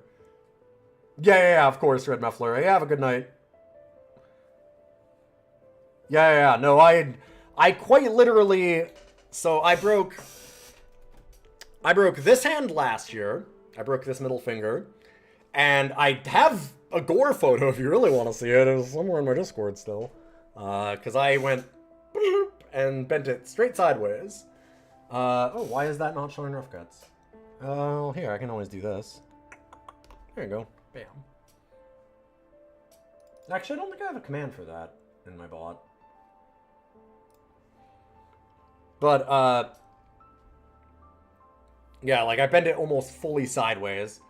And then this finger, I fell down a single step this year and jammed it. And ripped all the tendons on this side. And then I also ripped my sagittal band.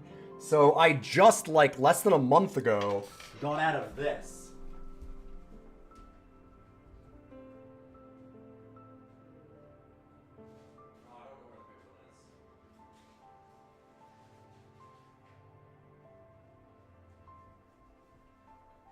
Actually, I don't know where my really big splint is, but this is the smaller splint that I had, because it actually went all the way up the fingers, and it would just, like, hold the whole hand in place.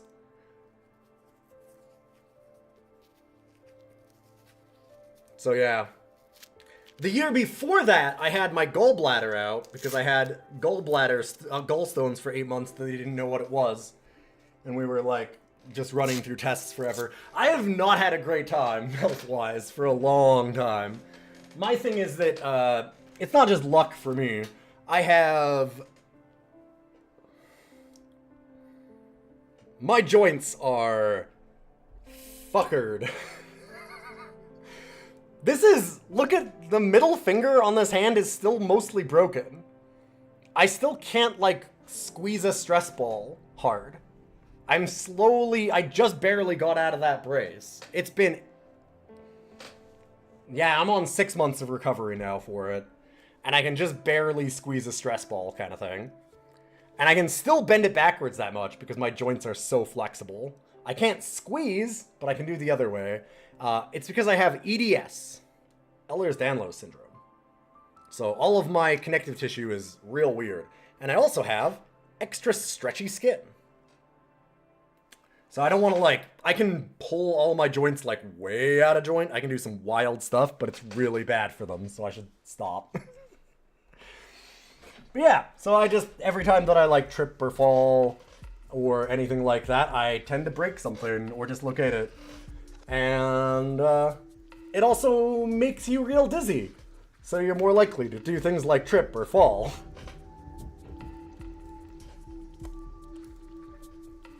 It's a wonderful combo.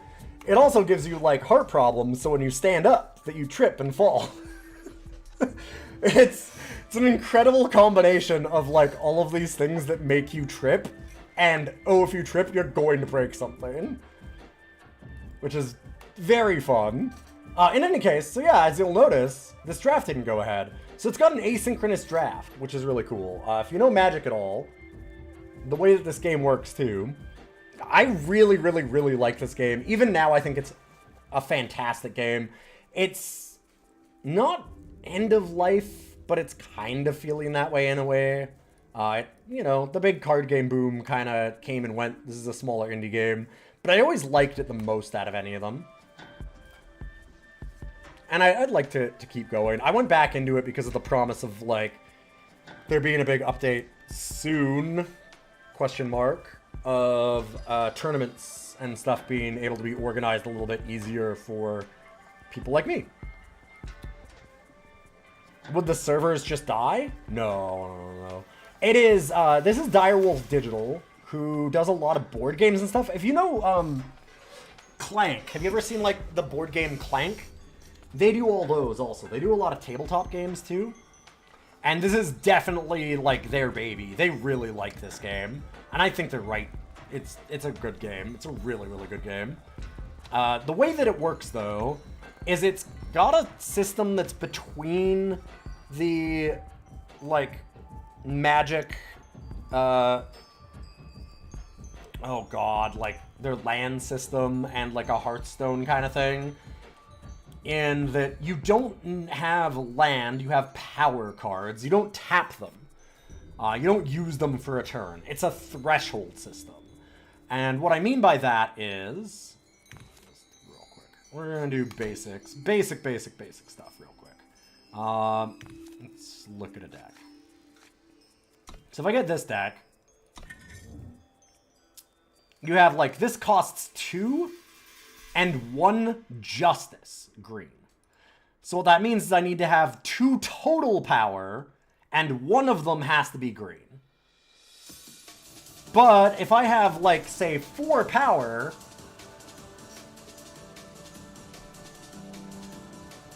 and it's like, you know, 3 of these shadow ones and only 1 justice, I can play 2 outcast leads. So, like, I don't use up the green side of it, only the 2. If that makes sense.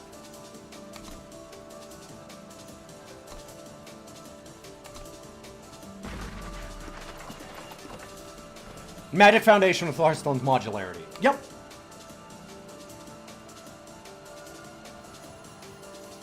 Exactly. This is a game studio done by LSV. No, not really. LSV actually hasn't had anything to do with this for a very, very, very long time. He only had a little bit to do with it at the beginning. I would say Patrick Sullivan is by far the bigger name for that. And the cooler one.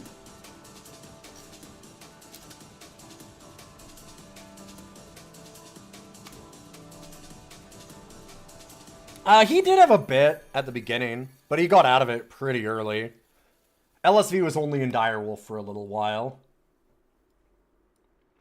Patrick Sullivan was around for a really long time.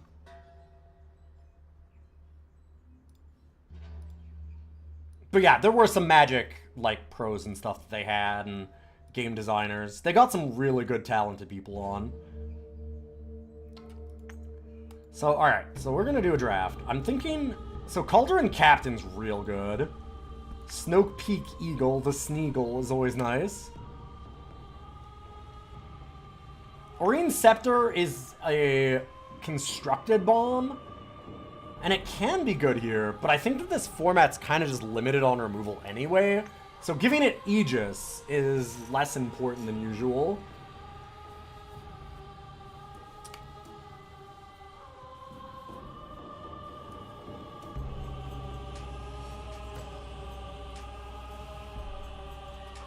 Call to Hit also is better than usual because, again, there's not a lot of removal.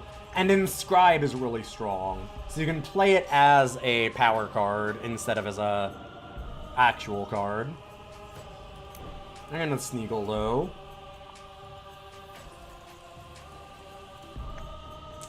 And there's that Cauldron Captain. Revenge is good because it just comes back. Destiny means that you get to play it for free and draw a new card. It's very strong. Ooh. Alright, well, I don't have to be red. And Disarm is despicable. I said that this format does not have a lot of removal. Disarm is one of the best. Free Fire. That's interesting.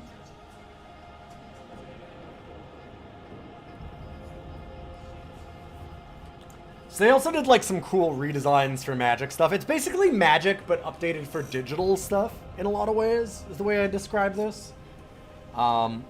Quick Draw is one of the things they fixed, in that First Strike in Magic was always meant to be... They thought they were making an aggressive thing, and it's a defensive skill.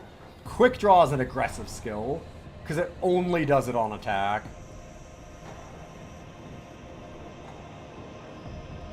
It could be 3 colors. The Invoke is interesting. They do a lot of stuff that differentiates it from Magic, mostly in the digital stuff, in that you can do, like, get a random spell. Which is something you just could not do in real life. Ooh, okay. Oh. Star-Kissed Wings is really good. Snow Peak Eagle's obviously nice. Another Aegis here. Or another Inscribe here, I mean.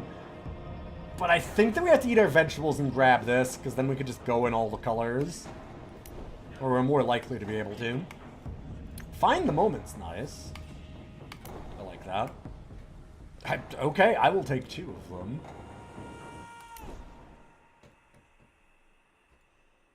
And what? What? Okay. Well, I know that I'm in green and blue. Alright, gotcha. We're... Message received. Thank you. That should not happen. That definitely should not happen. I think this is maybe the best removal in the format. It's up there. There's no way I should get 3 of those in the first pack. I shouldn't get 3 of those in a draft. 3, Comet. 3. Wildly fucked up. Big if true.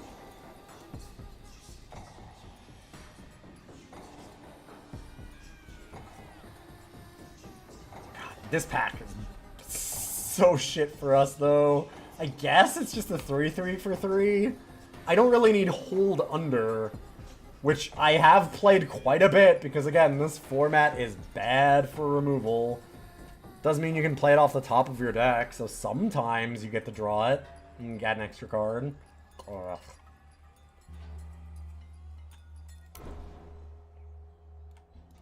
Ooh. Man, Locust Hatcher is scary. How many disarms would I need before I actually start picking them? Honestly, 4 might be too many. 5.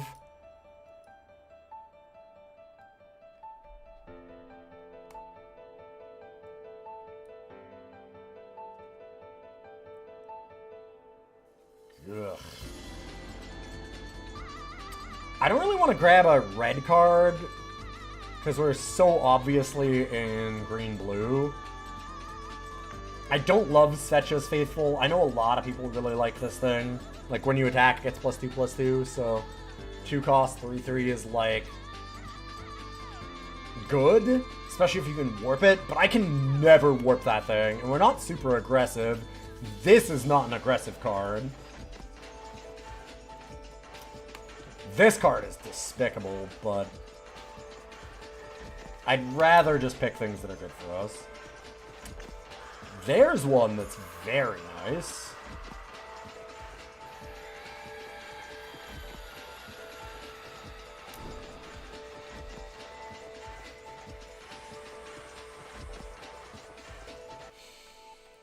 High Alert is often really good, but I already have double Find the Moment also, which is better than High Alert.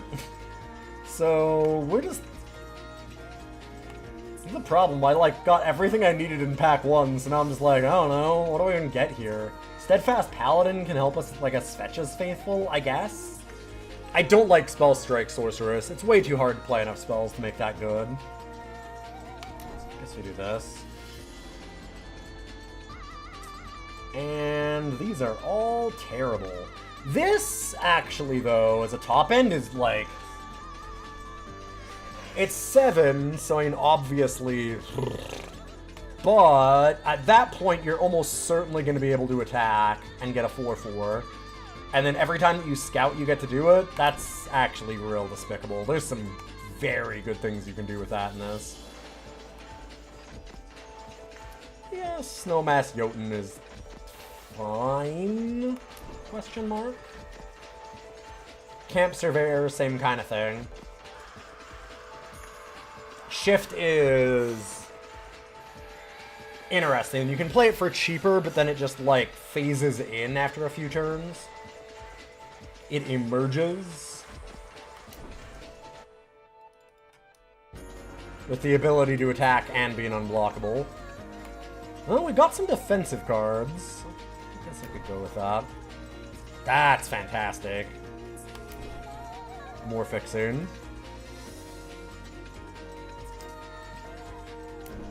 It's Suspend. Yeah, kind of. There's definitely some differences. Because you can have, like, a board wipe will still hit it. You just can't target it. But if you kill all units, it will kill it.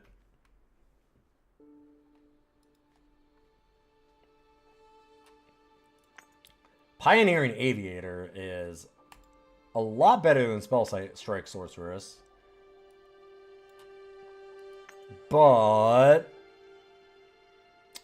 I think we want a Terror on the Mountain.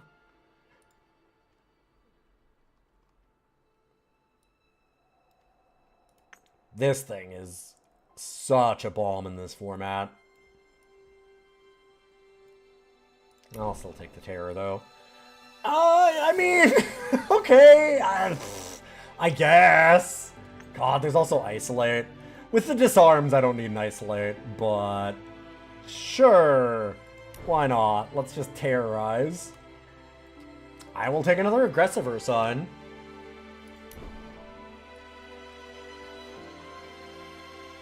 And garbage. Not gonna need a second Clan Barracks. There's kind of nothing else for us.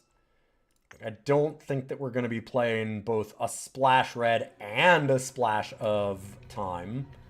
I always say white, but it's yellow. It's Fire and Time. There's Justice. Primal. God, needed a moment. Justice, Primal, Shadow, which we can't see anywhere. Time and Fire as factions. Unlikely to play 2, but I'm not even sure I'm playing 1.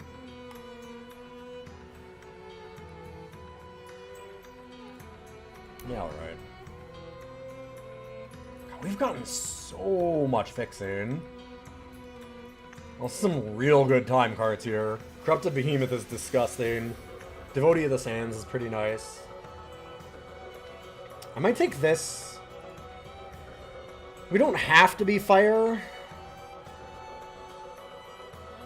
If I end up with something real fucked up in Shadow, I might want to grab it. I could have grabbed some of them earlier. Okay, that is. Why are there so many of those?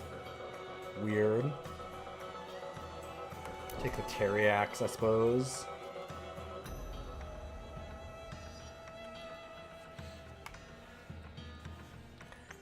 It is a warp card, so I guess it works with Terror on the Mountain. Thing is, I don't really want to play warps just because they work with this, and this card's not good. I don't really like this either, though. I think I'd rather play Murderous Flock.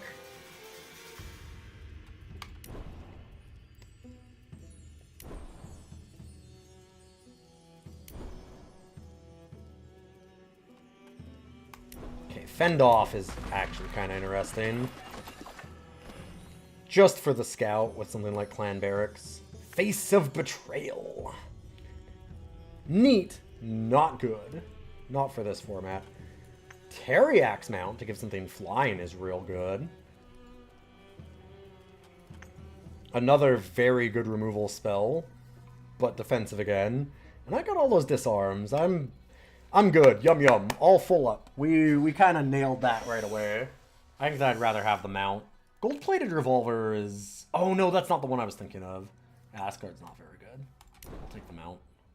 I was thinking of the Shiftstone revolver, I think, is what it's called. Something like that.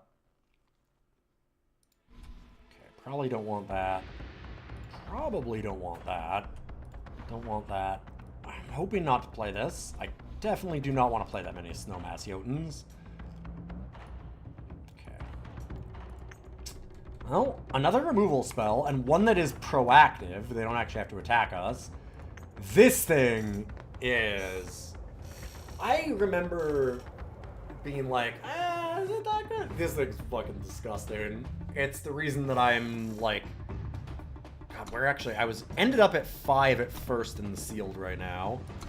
Probably at like 15 or something now. Yeah, 13. I had some bad losses, but Bathe in Light is a big reason for that. I think I have 2 of them. And it's just such a blowout every time you play it. And the nice thing is you can just play it as the depleted sigil, so it's always useful. Now, there's not much else here. I mean, you can always take an Inscribe card. They're just kind of free. And then they're nice when they're, you know, an actual card.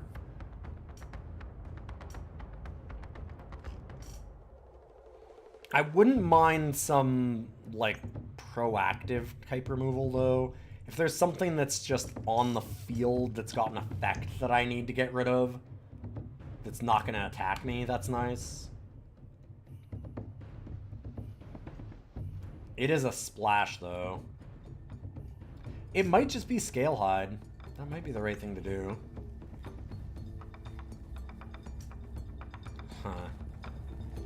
Man, that is terrible. I couldn't even remember what it did. It is real bad. I'll do Breach. Another Free Fire. Ugh, Cabal Embezzler is real nasty. Thankfully, we've got the disarms. I think we might Tower Lookout over Free Fire. Although I have 20 units? A lot of units. Don't think we're gonna Clan Barracks.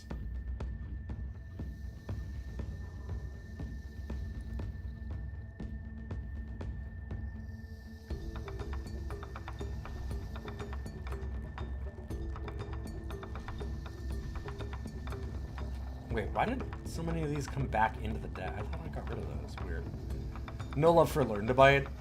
I don't mind it. But, like, again, with triple disarm, breach the defenses. Like, it's good.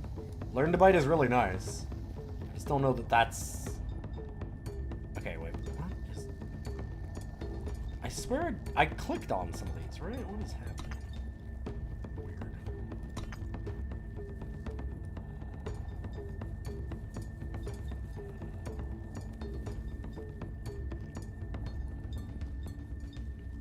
Like, don't get me wrong, Learn to Bite can be really nice.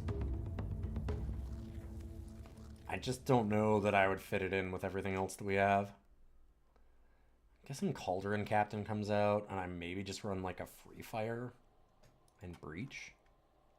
Captain is nice, though.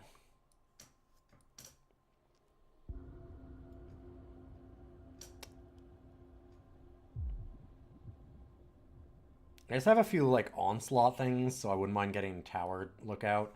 I feel like if we can shore up our early game, we have the late game. 3 disarms, Terror on the Mountain is so despicable that's kind of why I'm like, do I need Learn to Bite? I think I'd just rather keep being defensive and, like, have that early game stuff, but you might be right.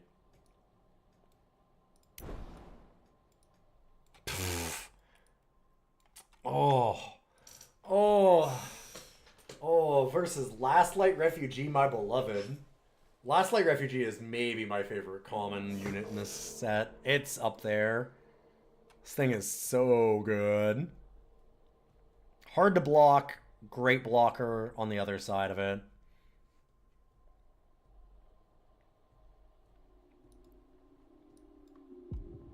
I think I still disarm over it, but it's tough. Speaking of late game, Brigade Hall is a bomb. Thing is real nice.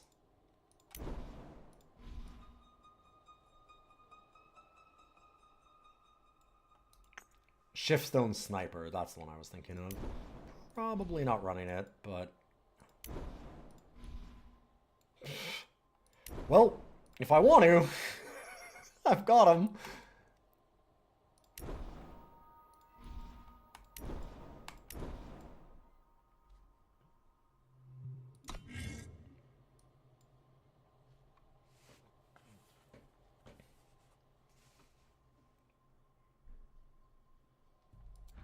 Frostpack Sprite feels like a bit of a trap most of the time, honestly.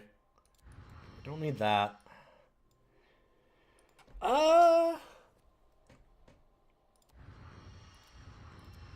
If we just do the 2 colors...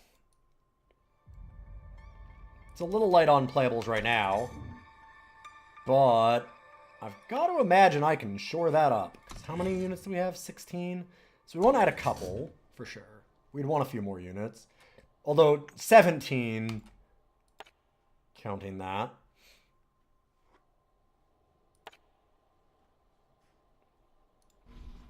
There's like 18.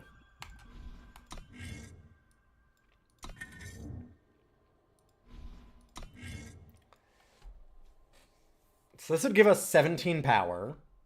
We don't have a lot of inscribe, like barely any. Do we even have any actually? We have one. Really weird that we got 4 disarms and 1 Snow Peak Eagle. This is our first pick.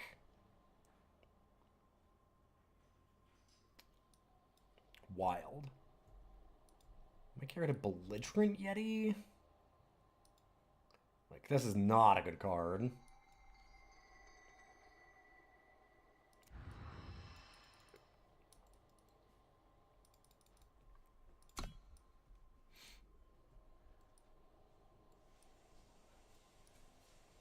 We want to have all the power that we can because obviously we've got things later on like Brigade Hall as a dump.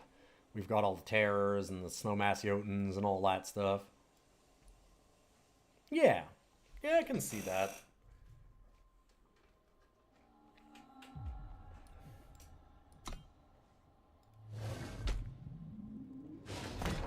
I like it. So yeah, then when you get in, you get all of these games, and it goes either 3 losses, 7 wins.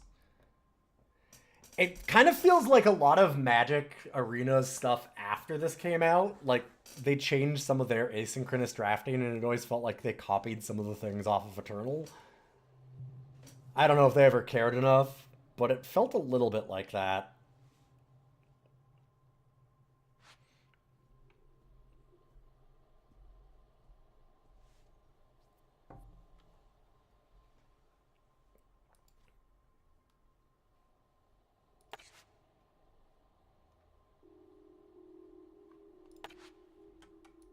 Alright. The one problem with doing the drafts is that, especially late at night like this game is very small. And it's been getting smaller. Although, hey, maybe now that I'm playing again, we'll get a couple of the old community back. I'd really like to do... If they can bring in that update that they were promising, if Scarlatch gets around to it and does the, like, in-game viewing kind of stuff to make it a little bit easier to run community tournaments, and, like, because they were going to do, like, a whole suite of tools for that. It's already not bad. Honestly, I think Waystone and stuff was really good. I don't know where Magic stuff went after this, but, like, Waystone was... easily my favorite of all those kinds of things at the time. That's years in the past now, I suppose. Like, what, 7 years ago? But the if they can finish that up, getting off track, I would be very into running some community tournaments.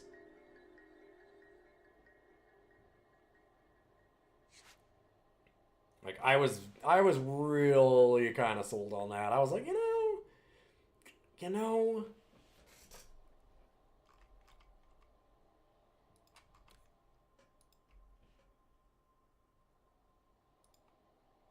If there is one thing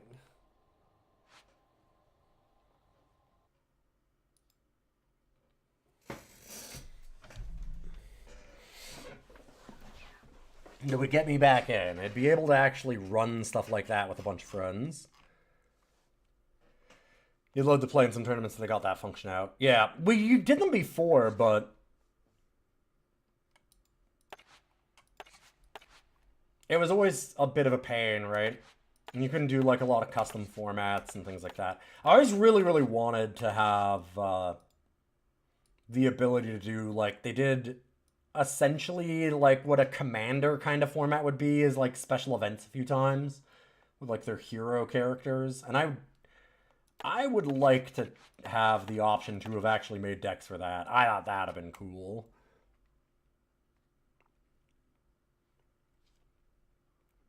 I was always quite sad about that.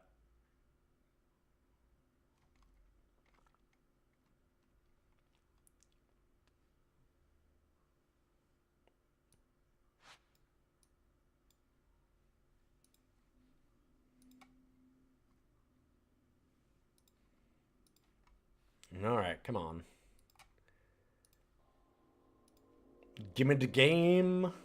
We could do what I used to do when we had downtime, although I always did it as a joke when my opponents were roping me, which is we could read all the entries on Wikipedia. Who wants to hear about the deep Star Wars lore and bigger Luke? The wild thing is that having watched the Ewok movies now for the podcast, there's a smaller Luke theory that I've decided to subscribe to myself. Tell us about Luke. Yeah. I could tell you the tale of the Luke. The Luke. I love it. So, like, Luuke Skywalker was a joke. That was a April Fool's thing. But Luuke Skywalker was not. That was a clone that was like a legit thing in the extended universe.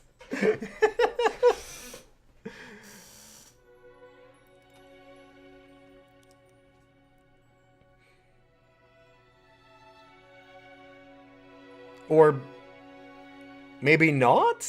I thought this was an April Fool's thing, right?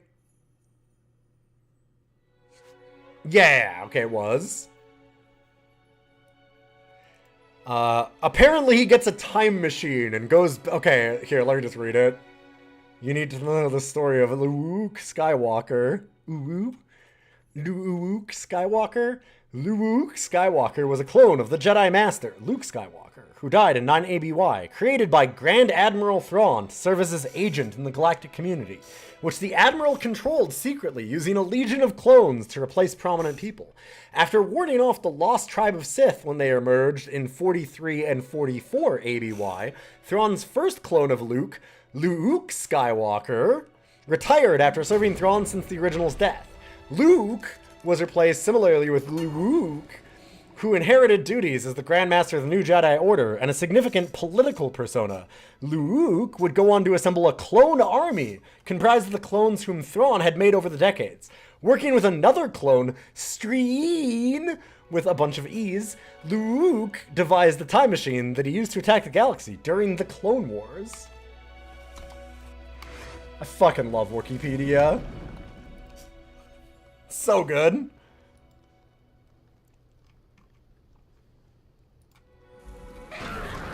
What did you walk into? Oh, you know, Star Wars lore. Haven't you ever starred a war?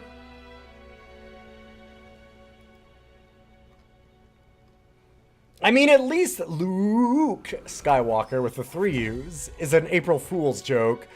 Luke Skywalker with 2 is not. That was like a legit thing that they actually put in the fucking extended universe early on.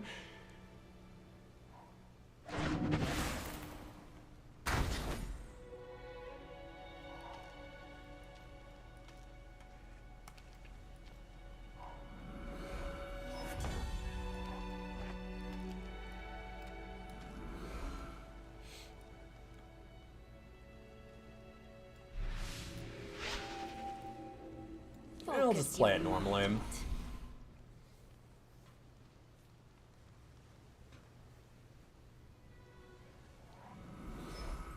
Woof. Man, the 3-color dream, no fixing. Sick.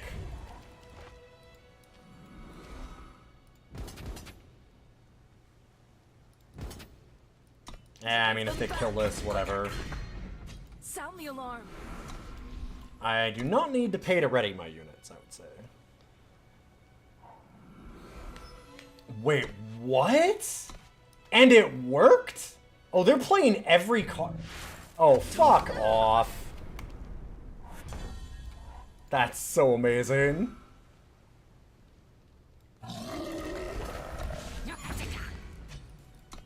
All you have to do is just be incredibly blessed. That's how you win. It's easy.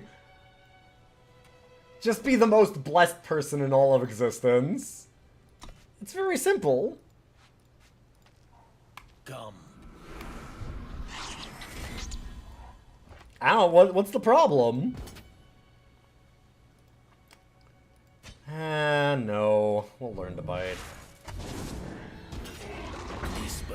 disperse.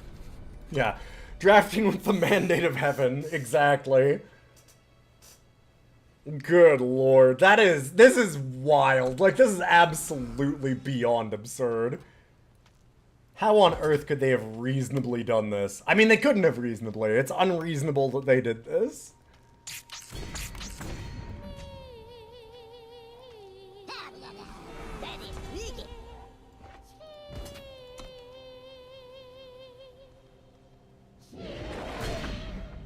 Well, and they have a trick, too.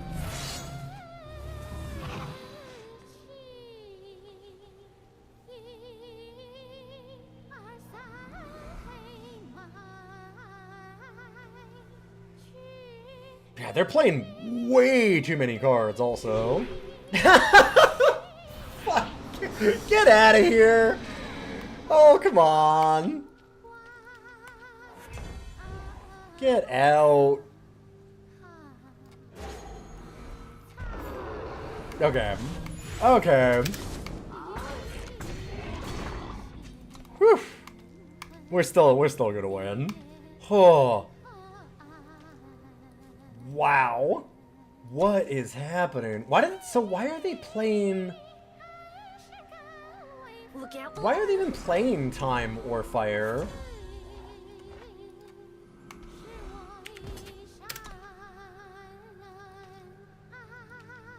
There's a question. I think they might have just played all their cards, yeah.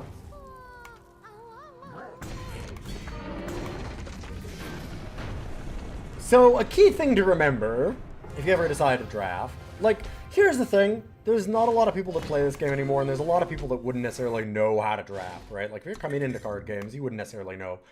Do not play more than this.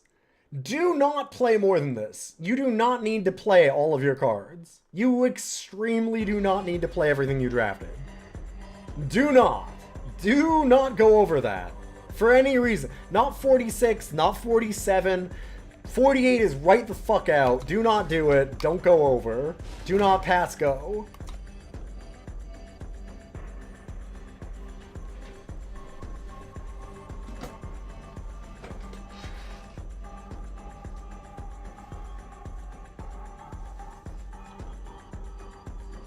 Under no circumstances should you ever play over that.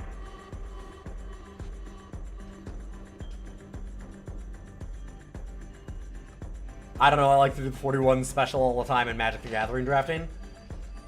And I'm not going to tell you that you're wrong for doing it, but you're wrong for doing it. Except for all the ways that that is incredibly wrong. It is always wrong. There is always something that you can cut. There's always a least good card. And you might be like, well, but all my cards are good. Sure. But it's about whether or not that means that then there is a card that is the least good out of your stuff. Like, I have 4 disarms. If I had 5 disarms here, I would cut a disarm. Even though it's the best removal in the format, arguably. I'd still do it.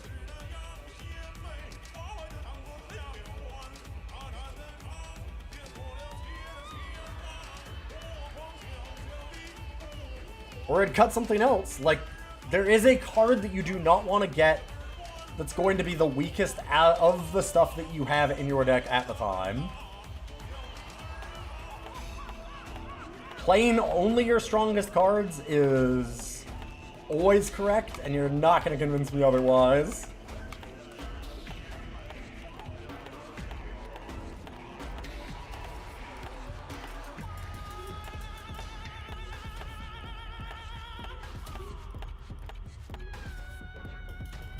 Sindel operates from within the Shadowlands.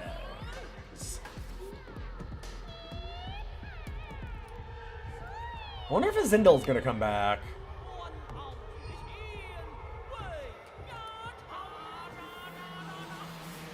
Because they are now doing more Radiant lore again. They are still, like, releasing new cards and stuff with this game, too, which is cool. Even, like, little story missions every time. Honestly, every card release is, like, a lot of high effort in this now. Apparently getting messages while we're waiting. You can hear that in the background. Frog with sword.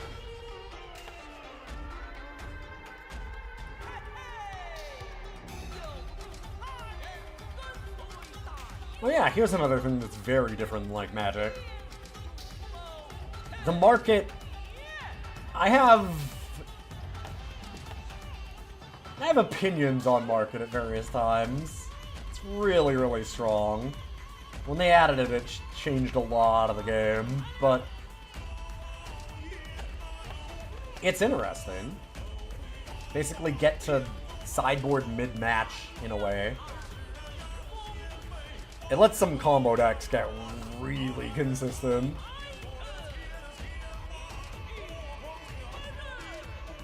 I remember when Market first came out, and then they just, like, nerfed all the cards that went to the market.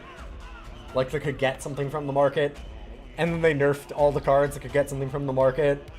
And then they nerfed all the cards that could get... They had to do, like, 3 rounds of nerfs on them to get them to where it was like, okay, I think this is maybe okay now. And it's like, yeah, their market is fucked up.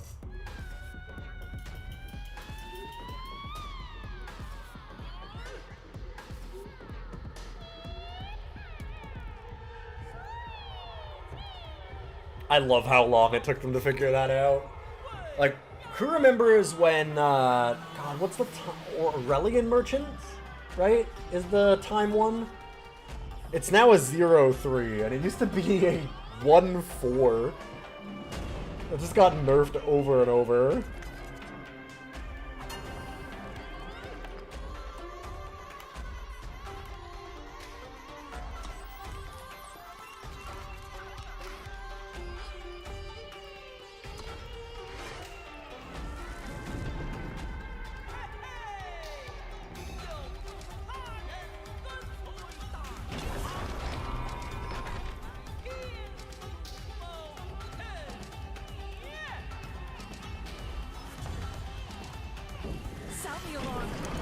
What is the music?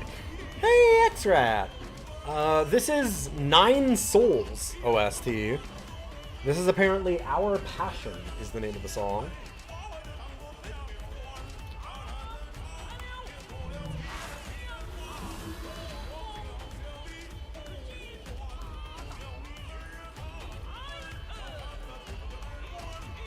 Yeah, I've heard nothing but good things about Nine Souls. I would like to, but there's so many things to play. And it was one of those things that was, wow. Discard Bathing Light. Focus your mind. Drive them back. It was one of those ones that, went lower down the list as I broke my hands over and over. Look out below. Huh.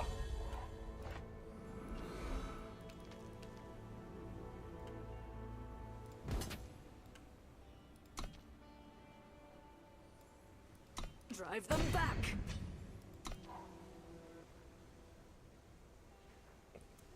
Interesting to play their ambush card. Ooh. Main phase. That sucks.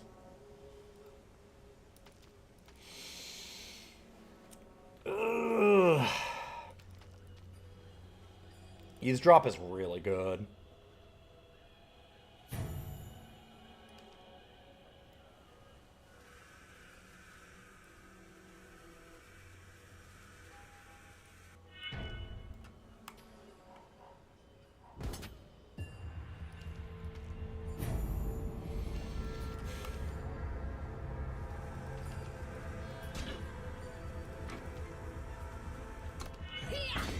It's okay. I'm gonna wait on that.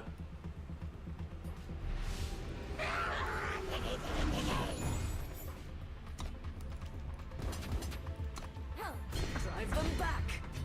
If they're just attacking us with a 2-1, that's fine. I can disarm it later. There's other bigger threats at different points. I'm still really stunned that they played that on main phase. It's such a weird thing to do.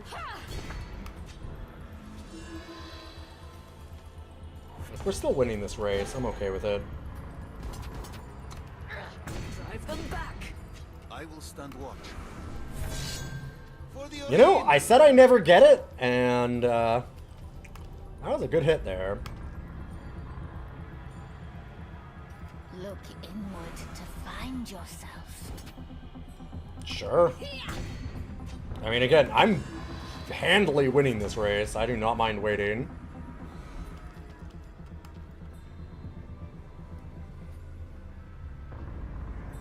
Hey, Breadmon.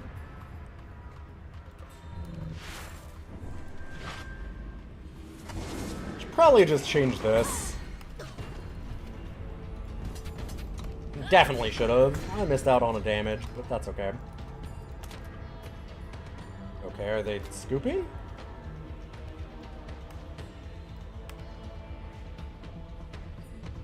I will say good game, if it's the game, but it's not the game.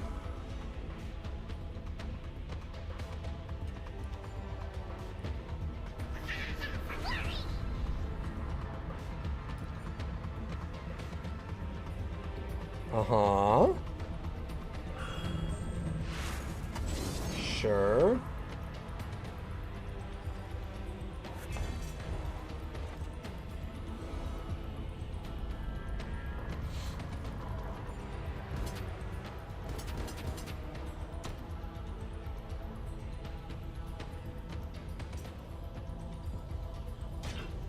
Should have kept Find the Moment, as it turns out.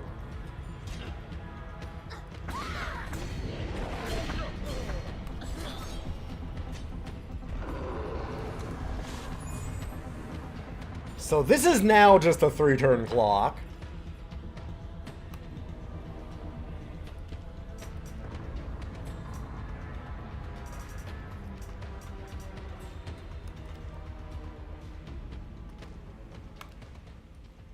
Yeah, I came back to Eternal a little bit, though. I made a couple of decks where rank 1 and Throne off of the back of, like, the dumbest shit you can imagine. No idea the dumb shit that I did.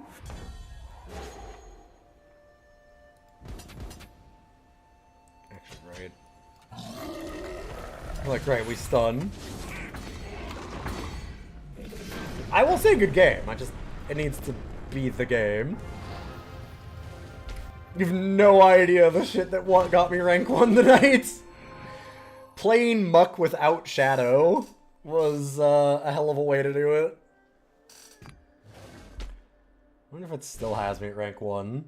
You tend to fall out of rank 1 real fast. There's a lot of people pushing for it. Nope, still there. Neat.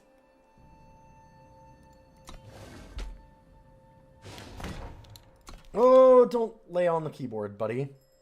Oh, that's very cute. You're a good boy.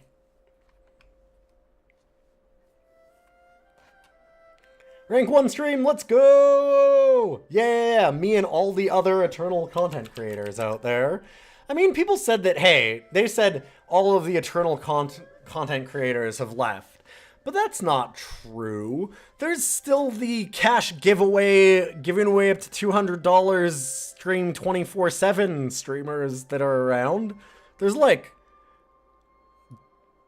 2 of those, I think, every once in a while.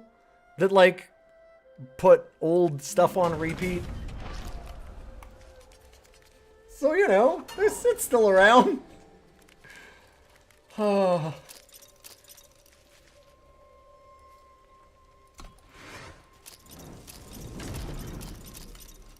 this card back. Love it. It's like a fidget spinner. Oh, you wish to spar?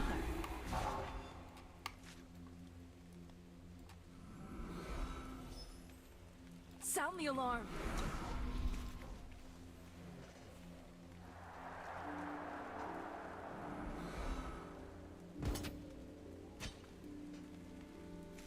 Yeah, I don't know if I'd trade that snap. Oh god. Ugh.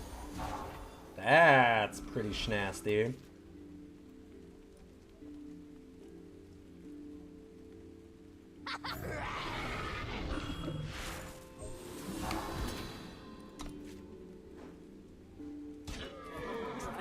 Okay. I'm okay with that. In general, we're a pretty slow deck. It does really suck to see that, obviously. This'll sting a bit. Let's patch you up. Huh. Okay, maybe I shouldn't trade it? That's a lot of... I mean, it's all just 1/1s. What the fuck is going on? What the fuck is going on? What's been happening with games tonight? Huh.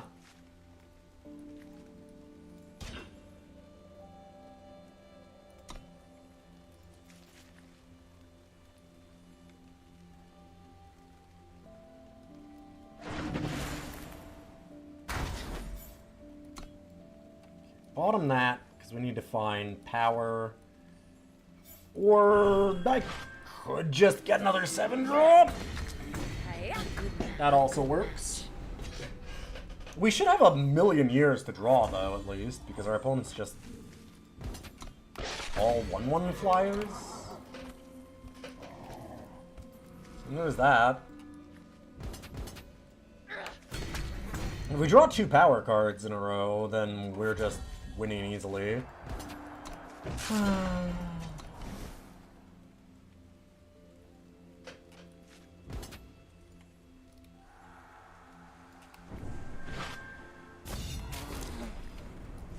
That is the saddest disarm I think I've ever played. Talir's Sanctum. What are the decks? What are the decks? What is with our deck? Good God. I do have 18 power, right? The mountain. That's a good card.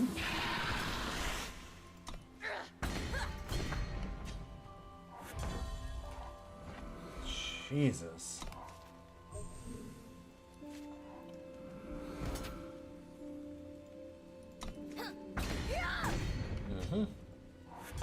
They have correctly surmised.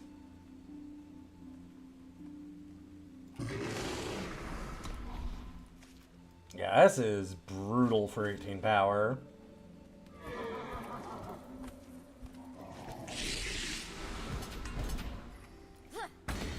Not attacking with the 3/3.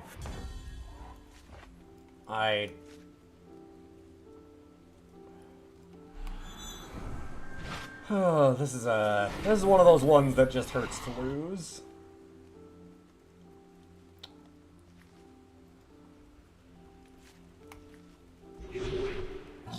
Yeah.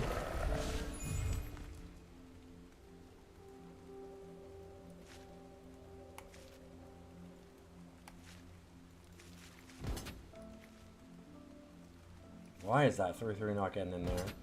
Okay. They have figured out that I do not have power. Fuck me. This is rough.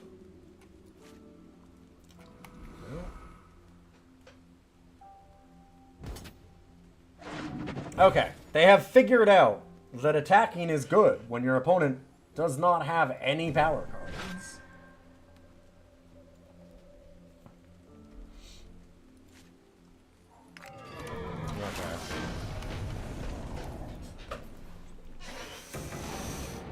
That's a painful one to lose. They gave us a lot of extra turns by just not getting in there. I should have been dead 2 turns earlier. And it just didn't matter. It always hurts when your opponent just, like, gives you a ton of free value. And yet at the same time, you just still can't capitalize on it. You just sit there and you're, like, watching them make mistake after mistake as you're like, man, I can't do anything. I can't do anything, though. I'm just stuck. What do you do?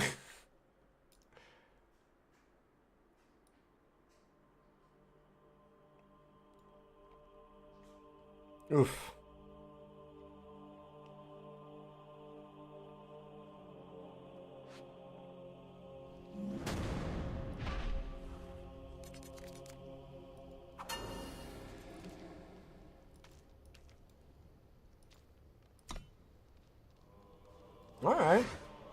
good.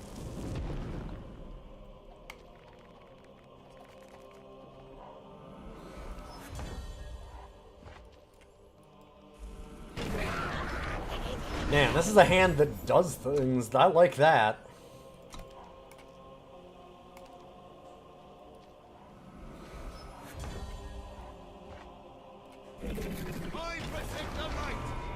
Yeah, generally I'd rather be screwed than flooded. The biggest thing is that, like, as we noticed with the screw there, if I just drew a power card at the end, like, maybe not quite at the end, but if, like, I drew power earlier in that game, we were very in it. If you're flooded, like, if you're really flooded, you have to draw, like, running cards constantly. I protect the light.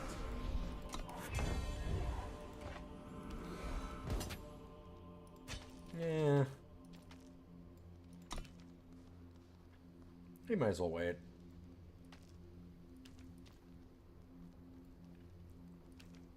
Okay.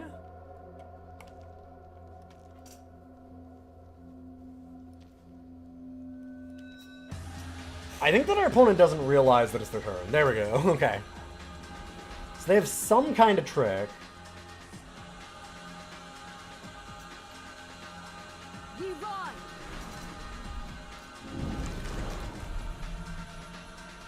Yeah, that exhausts it, right? So it would have been a nice time for one of our 4 disarms. But I will accept These samples are onslaughting the shield crafter. I can carry just a few more.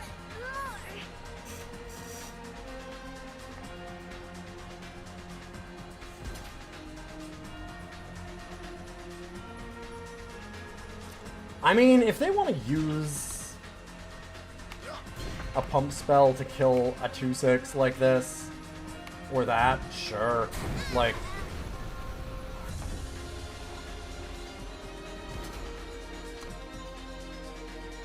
that is far from the end of the world for us. Use the premium removal spell on that. Wow! I'm not even gonna do this. I'm just cool with that trade. That's great for me.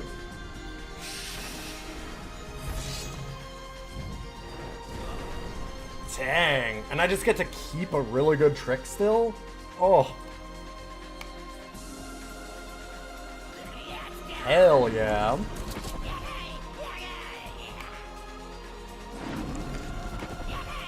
Blurry Chaser is a really nice one. They've got some great cards in this deck. Oh yeah, yeah, that's also very real.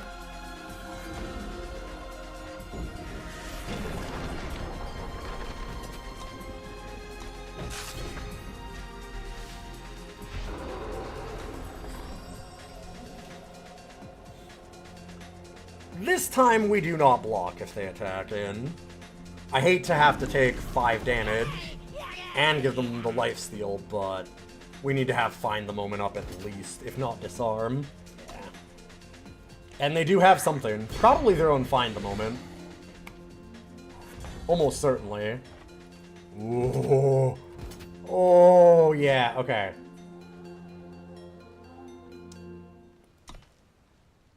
So we're gonna attack with this.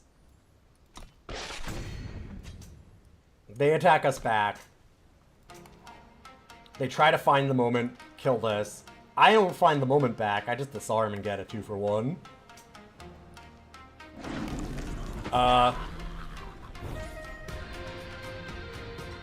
Or... So they meant to attack there. That was a misclick.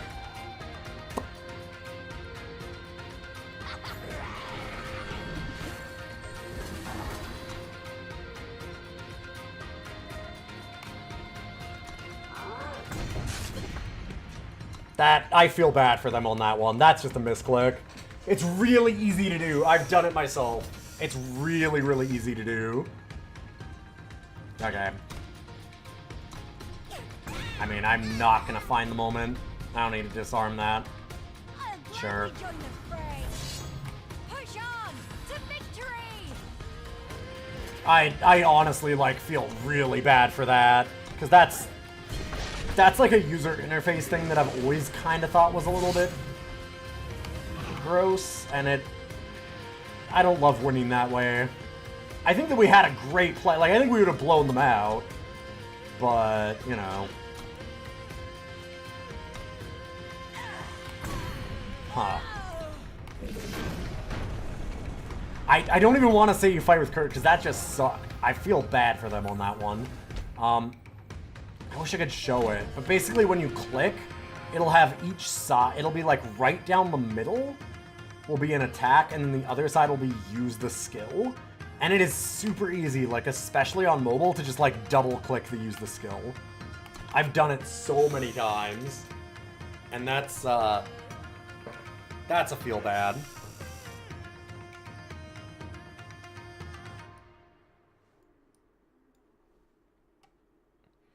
Like, I'm sure we were still in incredible shape. I think that we just would have won that anyway. But our opponent couldn't know that. That had to feel fucking miserable.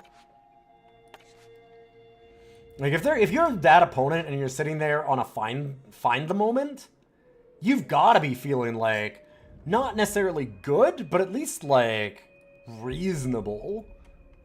You gotta be like, you know, I've got a real fighting chance here. And then you do that, and you're just like, well, that game's done. Like, you're totally done. 100% cooked. There's no way you come back.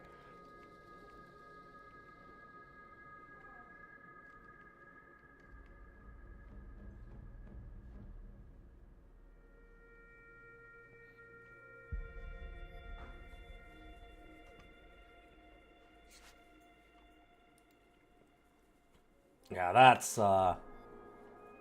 phew.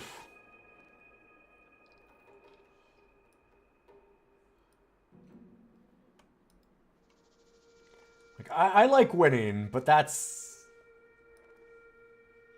such a feel-bad win. Because, I mean, I was excited to big brain show them, like, all the tricks that I had. That was exciting. Just having them, like, misclick and die feels pretty anticlimactic. And hey, if they got me, that'd have been amazing. If they actually had something that would have gotten around that disarm. Oh. Like, there is, oh god, what's it called? There's one card that, like, it evens out the unit and gives it Aegis. So it's always possible they could add something like that, which would have been really funny for me. I can't remember the name of that right now, but I'm pretty sure it's in this format. So, like, if it's a 5-1, it becomes a 5-5, and it gains Aegis, so it would cancel out the disarm. I don't think that that's normally something that you'd run in draft, but if you've got a bunch of blurry chasers, it might be okay. And it would have been a pretty cool thing to do.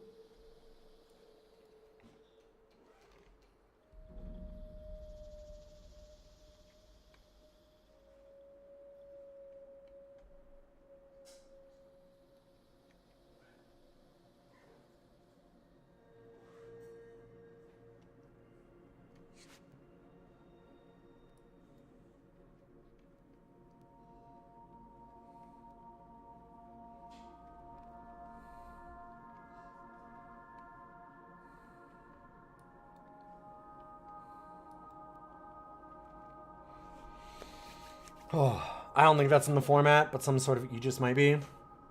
Isn't it? Maybe I'm wrong. I don't know.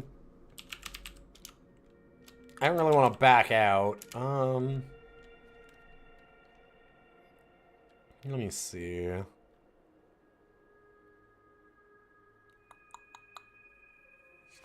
Browse all cards. Is there a way to see on Eternal Warcry? I don't think you can just see the,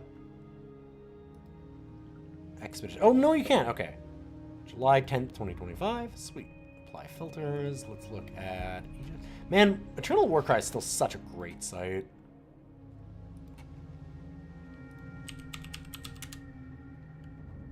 Yep, no, it's there. Realize your potential. It's in Cold Hunt. Give a unit Aegis, and its attack and health become the higher of the two.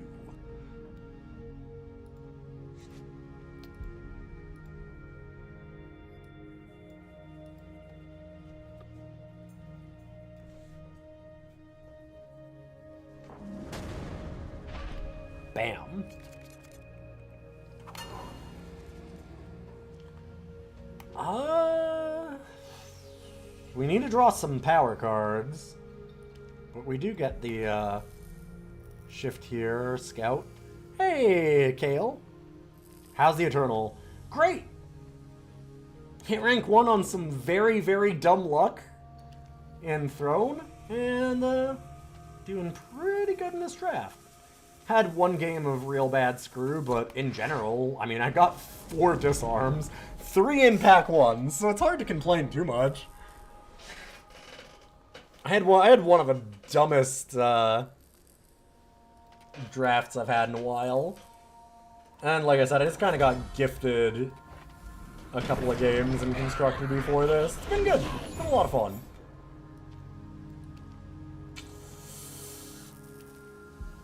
Man.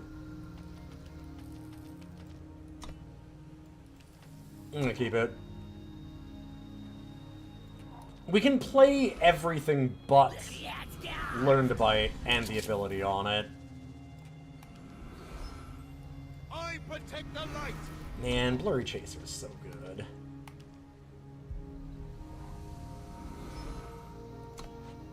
Dang. Everybody in the, like, all colors.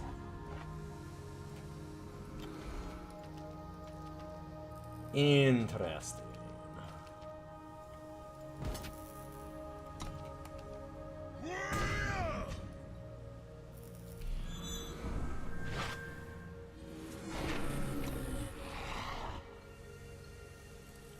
Get Bear. Opponent's got some kind of trick. Probably find the moment.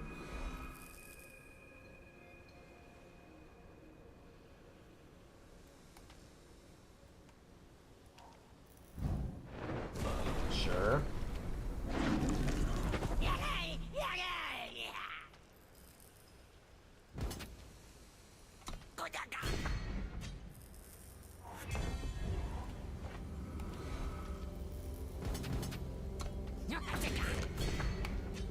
I'd love the Teriax mount, but I think that it's just get rid of this stupid Blurry Chaser.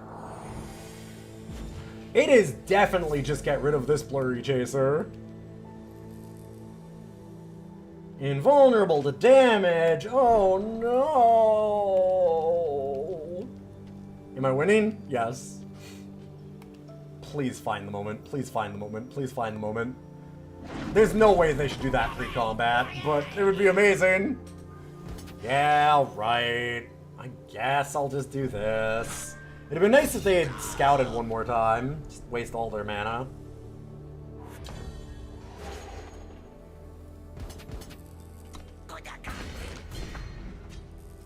Oh, I kind of fucked that up, actually. I should have played Teriax mount first.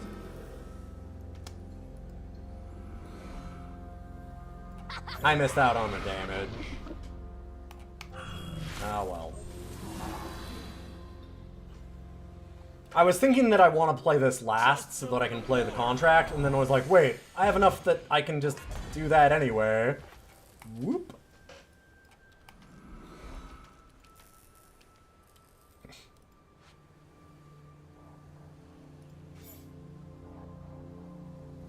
I mean...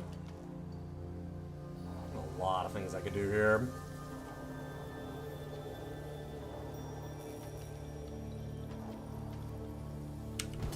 I kind of just want to attack with everything and find the moment, but also, like...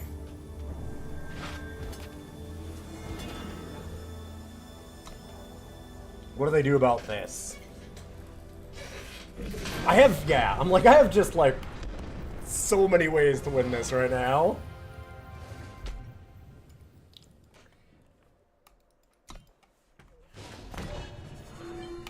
My opponent probably feels a little bit like I slow played them, but it's one of those moments where you get a bit of decision paralysis because you have too many good things to do. Oh man, which way do I use to kill my opponent? I've got like so many. Well, all these wonderful knives to stab them with.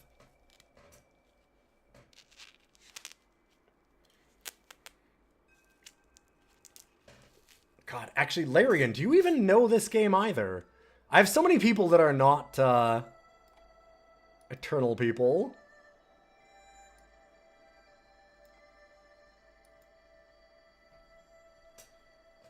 I don't even know anymore. Not a single clue. Hell yeah. This is a game that I have like 10,000 hours in. And by like 10,000 hours, I mean you can play it on your phone, and my Steam stats alone are at 6,200. So I used to make a lot of content for this.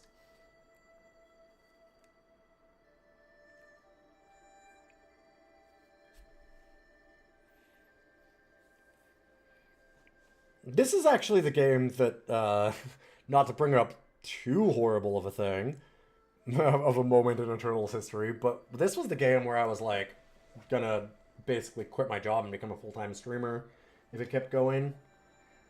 And then it imploded.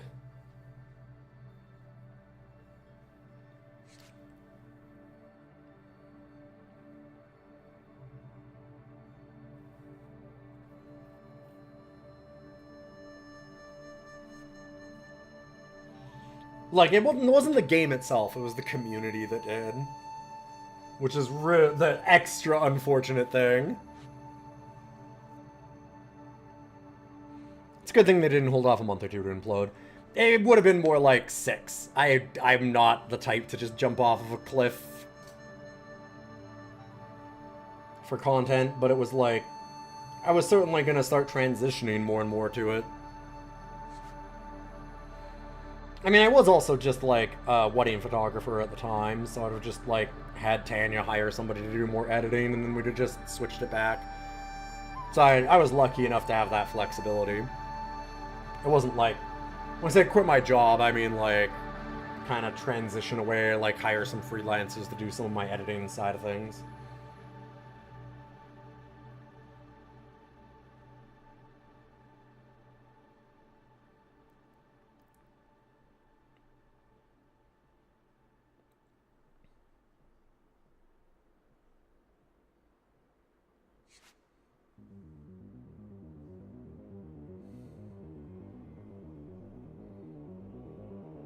But it would have been, I mean, honestly, I wish that it had held off a few more months, because that would have been nice.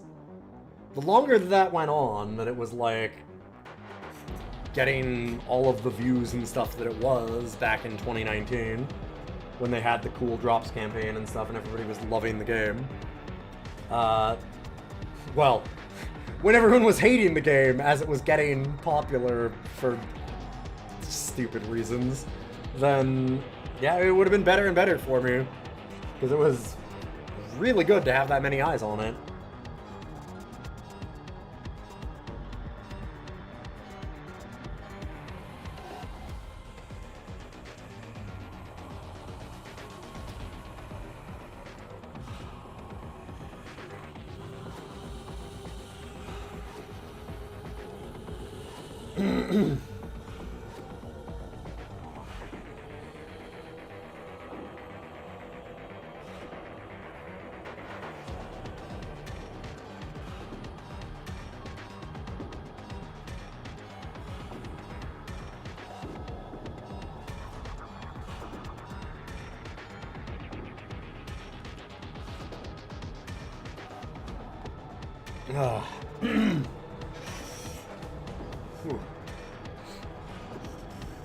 These weights.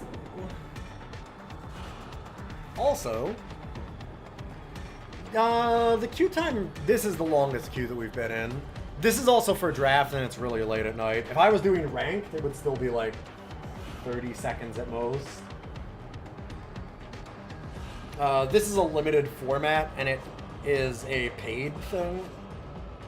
Like, it's in-game currency, so you don't have to pay.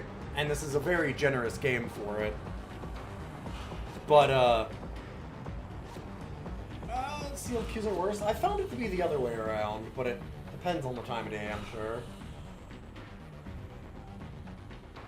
It depends on the time of month, too, for sealed queues, because sealed queues run for a month. But, like, at the end of a week, at the start of a week, when the new update for the sealed goes in, then it's actually really fast. Yeah, it just kind of depends. So, like, you can pay real money to buy the currency and, like, get into these, or you can just play the game enough. I have, when I was looking before we bought the draft, I think I still have 300,000 currency. Any draft is 5,000. In other words, I'm good. So I can just keep playing, but, like, other people don't necessarily have that luxury.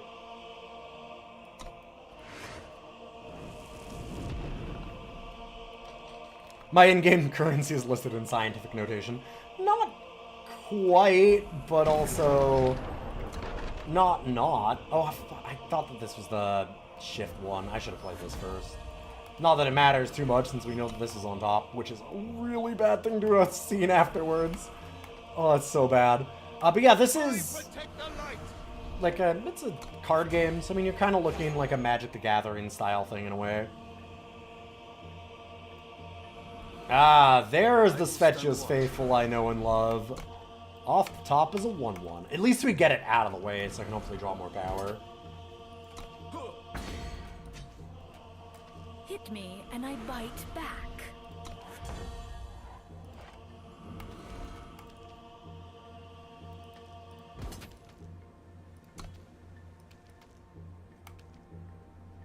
Like, I doubt that they do anything there, and I want to just scare them and get to this onslaught.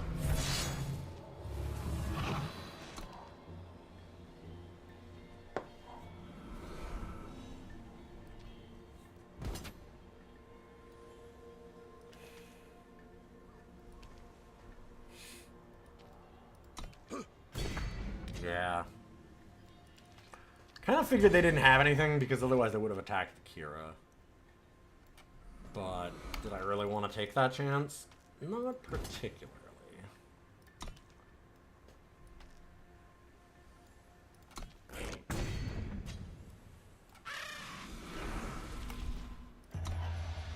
Now that we have Fend Off up, I will absolutely do some blocking.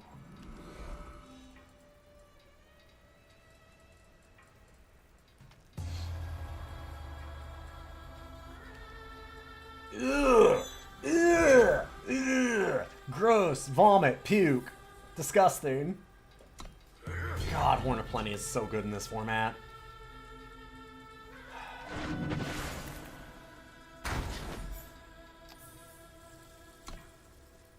Fuck. Here's the problem, that's good enough that I do need to keep it.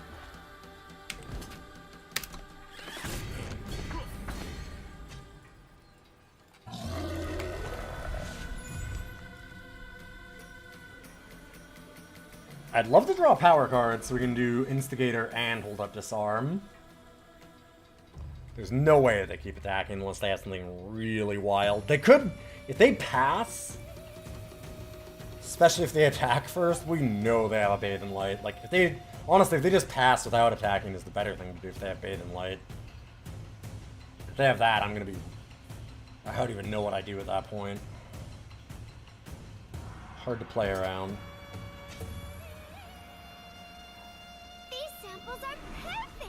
Okay, that I don't understand.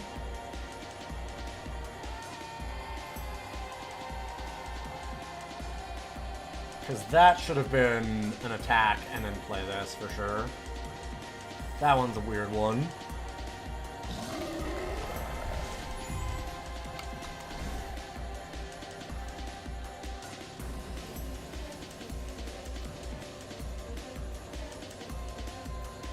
Oh, God. Double? Yikes. They can't get too spicy here, though. Like, that can definitely come in. I don't think it can come in with more than that, though.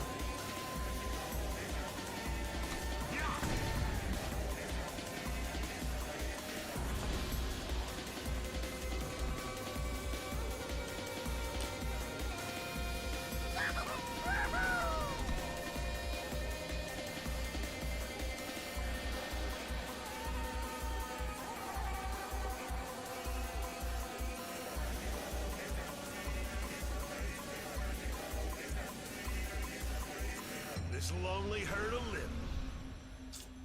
Yeah, that is a problem. Bullseye. The stun is bad, but the real issue is the lifesteal. You do not want them getting any life back.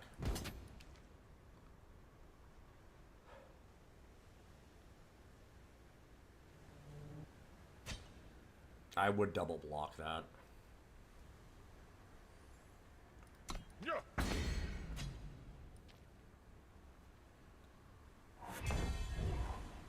Opponent's got a real good deck, honestly.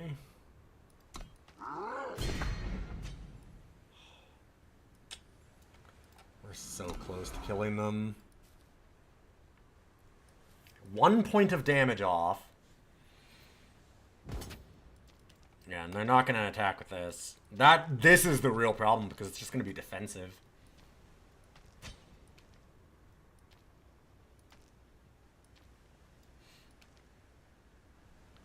If they do attack with it, I'm very excited. I don't think that they attack if they stun something. Yeah, because then they can just trade it with my 2-1, and then they're not going to want to do that. I mean, maybe. Because it does, like, it might keep them alive is the thing.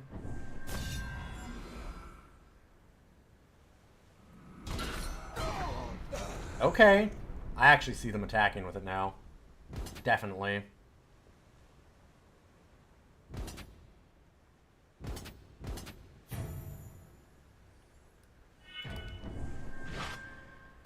Which, all of a sudden... Yeah, I'm like, they're like, oh, fuck. That's bad for you. I adapt.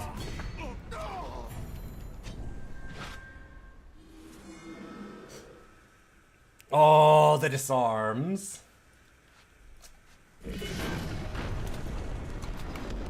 Whew.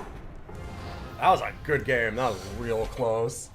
Good thing I didn't use it earlier on that very scary seeming, not invincible, but like indestructible. It's not indestructible, but you know what I mean. Immune to damage, 2-1. Invulnerable to damage, right. Disarm is very good. I like having 4 of them.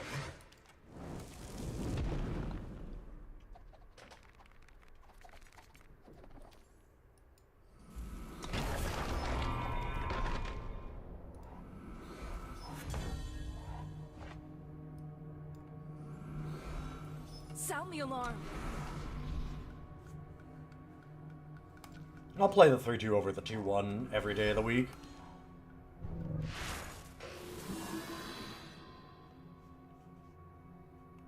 I like more damage. The invulnerability is extremely minor.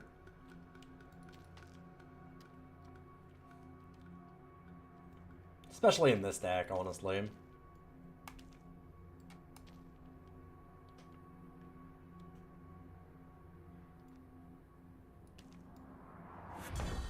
Okay, that tells me they're almost certainly stuck on power.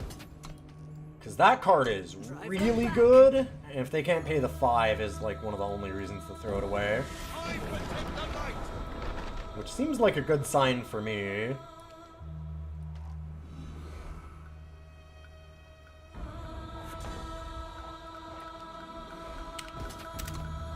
Drive them back.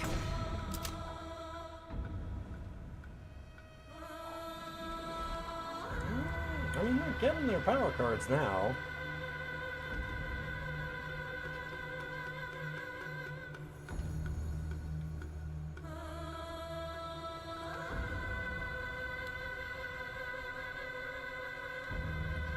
Alright, let's cold shot our turn. Power card, draw, and then give me a warp. Damn. Well, like, power card, draw, and then warp a Jotun off the top would have been so good.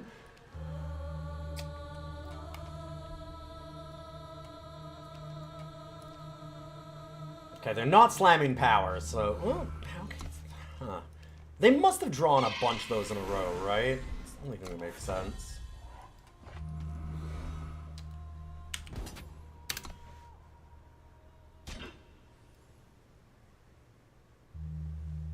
very tempted to find the moment that. But I think I'd rather just get more threats down. I'm okay shifting that because if we need to warp something off the top to get a stun,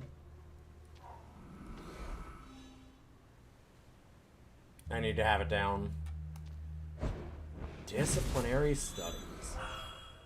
So that is a fantastic card in Constructed a lot of the time. It is, in my opinion, kind of unplayable here.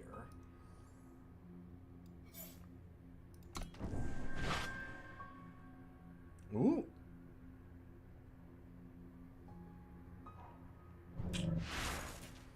Okay, fair enough. Drive them back. These samples are perfect. I can carry. Because, like, the thing is that you're not drawing that many extra cards, and paying to make each player draw a card is, like, not where you want to be in draft.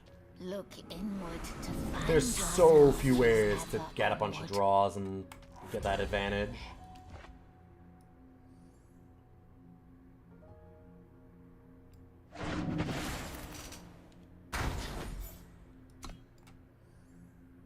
I'm bottoming that only so that I could try and see if I could get a shift. And the other warps that we have. Drive them back. Let them through. Don't let them through. I maybe shouldn't have, but we do have this as a possibility to just win next turn. It is literally unblockable, but they could have other things to do with it. Yeah, that's certainly a thing. They have 2 Spared Fates. They do not. GG. Man, that one loss to Mana Screw looking real gross right now. Never seem to get the 7-0s. I never seem to manage it. This deck is really good. This deck is despicably good, but it's tough to get good enough luck all the way through, even with a good deck. Hey, Beard! Good to see you.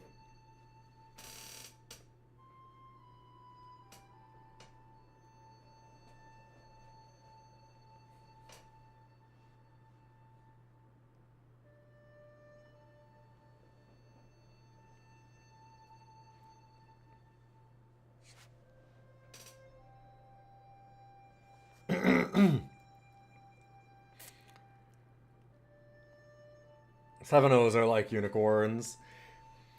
I think it's like the only achievement I don't have is, what, 57-0 drafts?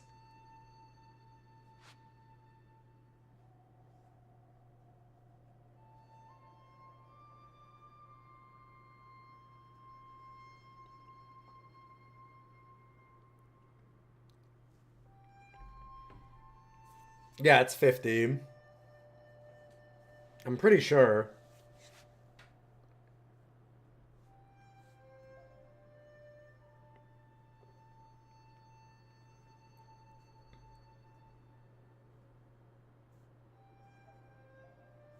That seems just kind of absurd by raw statistics. Oh, it is. Yeah, absolutely.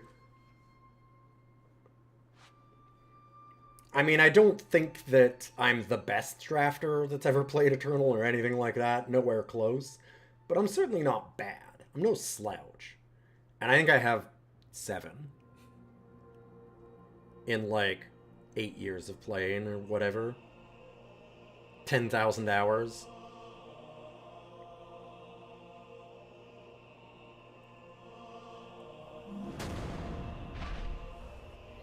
That being said, I also have like well-known absurdly bad luck for just... I always seem to have one game where I just get super hosed and I just can't seem to do anything, so there's that, but I am a weird outlier in that way.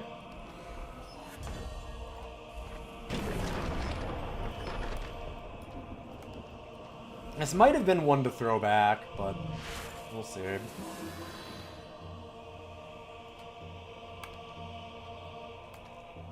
The rematch is interesting.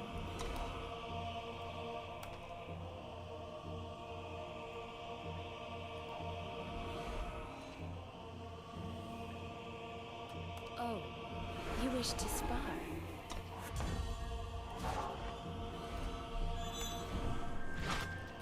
That was a good one. This, not as much, but we've got time to draw the power.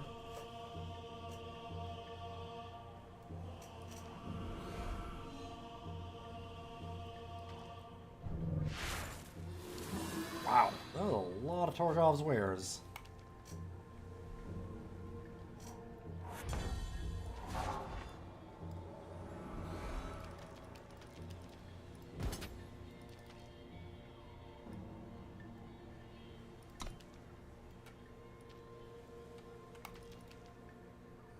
What do you think? What do you think? What do you think?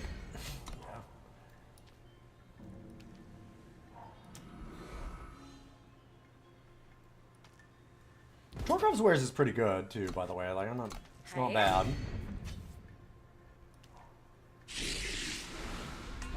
Mm-hmm.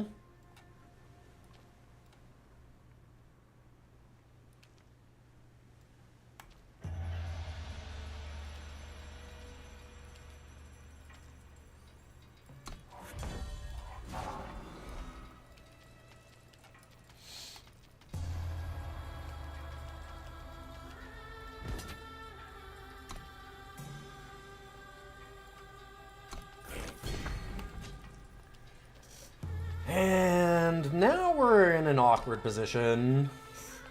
We need some earlier units that we can play here. We have all top end right now. Good idea at the time. Oh, baby. I've been blown out by that so many times. Yeah, that's an amazing hit. That's sick. That's so good. Fair enough. You got it, friend. That's pretty good. Just immediately hit a good uncommon.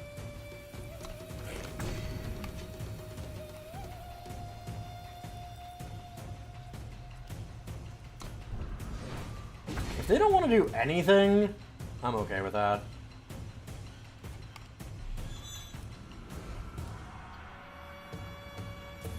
Like, at what point do you just stop playing around Disarm? They're just letting me hit them and then just sitting there. You gotta go for it eventually, right? Like, at least the 3-3 should get in. There we go.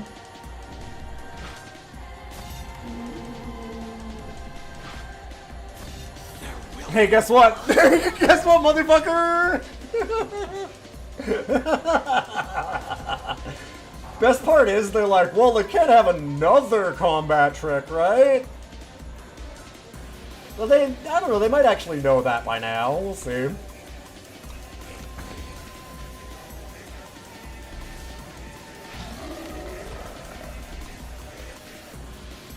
you play like your opponent has a counterspell, your opponent has infinite counterspells, make them use it up. Yeah, at a certain point. There's some amount of playing around it, but you can't just do it forever.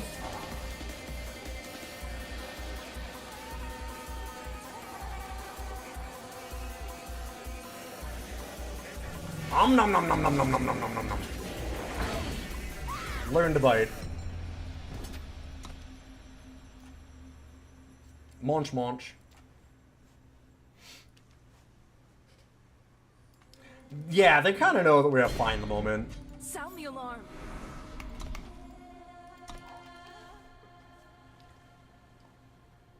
And then the bear ate her. Well, it became a dinosaur and then it ate her. Ooh, Curioxes. Alright. Invoke can be anything. They could even get a boat. Actually, I don't think there's any boats in Eternal. A Baronosaur. Yeah, actually, Larian, like, obviously you seem to know Magic a little bit. I would say that there's like a... Wow, they got a Legendary too? Jesus. Wait, they didn't kill... What?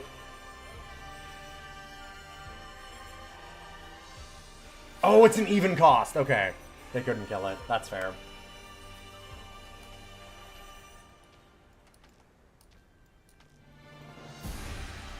You played from Dark Age to Mirage. Yep. Yeah. No, I know the... Yeah.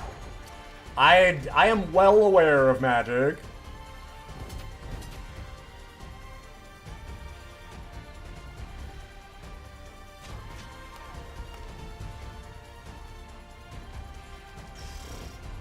Man, what do I want to do here? I've got so many options.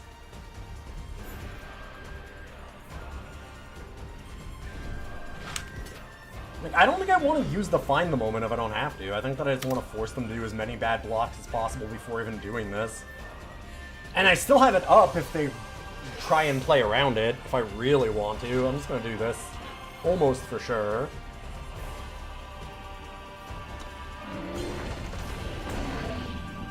Like, I'm okay with that. Get a 2 for 1. Oh, I could have killed them. That would have been a thing to do. That was lethal. Hey, listen. Listen. I have these emotes for a reason. I can math. Sometimes you get tunneled in. Bloomborough almost got you back in. That art was fantastic.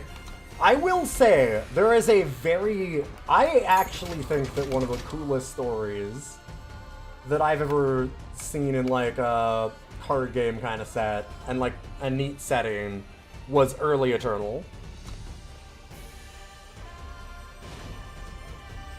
Because I'm a big, big fan of... Oh no, it's not chapters, it'd be campaign, wouldn't it?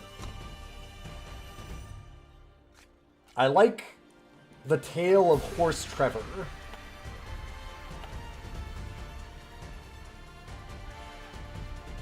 They have, like, playable story missions that unlocked card sets. The tapestry of great events that weave this age. We must begin with a single thread from many years ago. Sickness was spreading, and Horace Trevor, a sturdy homesteader, set out for Argenport to find life-saving medicine for his ailing This daughter. was a really cool start to the game. I really, really like this one. This was early, early on Eternal. It's a weird West setting in a way, where it's, like, if you know weird West stuff, it's like gunslingers, but with dragons and, like, weird magic and all kind of, like, witches and that kind of shit. And this story was... I thought it was rad. Walk alone, friend. There are... To understand the I almost tapestry of don't want to great spoil it events if you ever that want to weave get this into age. this, because it's We neat. must begin with a single thread. Norris is from very many over years it all, ago. yeah. Sickness was spreading, and Horace... 6 guns and sorcery, yeah. To understand, Horace was not a wealthy man. His wife. To understand the But yeah, there's a whole bunch of missions in that one. Actually, there's like a lot of missions in that one, isn't there? Because I think... Because it's these 5 and then you go to the next one. Walk alone. Yeah, okay. So, like, this is a long campaign. with all that I have... At last, those who have wronged us will suffer as we... Oh, man. It's... I thought this one was such a unique setting for card games and stuff at the time. Like, Hearthstone and Magic were so firmly fantasy at the time. You're concerned about the disappearance of the horse. Oh, Horse Trevor, he goes on an adventure. I'll say it. So what happens is you get, like... To understand the tapestry of There's events that weave this age. a sickness, and they do fridge his wife and daughter, which is kind of like a, you know, as a start. Like, his family dies due to plague, and he gets turned away at, like, the big city for getting help kind of thing. And he then finds somebody who takes him into the Shadowlands, which is like this desert at the edge of the country that you start in for the game. Like, the main setting of it, that's, like, just full of weird, twisted chaos magic. And he gets... Somebody leads him out there. and he meets somebody else on top of that. They lead him to somebody else. Who they lead him to is himself. And then more of himself. And then more of himself. They're called strangers. And so these are all Horus Traver. And he comes back with an army of himself to wage battle against, like, the people who wronged him. Which is, like, it's such a weird, cool little thing. I kind of fucking loved it. His name across the multiverse. Yep. Basically. But it's not really... It's multiverse, but not. It's, like, kind of questionable. It's... Again, like, I wouldn't say that it's multiverse. The Shadowlands are just kind of hand-waved as... It does weird fucking shit. So it's, like... As if there is a multiverse, but maybe there isn't. It's just that he can, like, pull these people out. And it's, it does stuff. It goes places. I thought that was a really cool little setup. And strangers are fun. They're also, some of them are very stupidly strong. God, Grodov's stranger is fucking busto. This Horus Traver decided to just go and get the most jacked any man has ever gotten.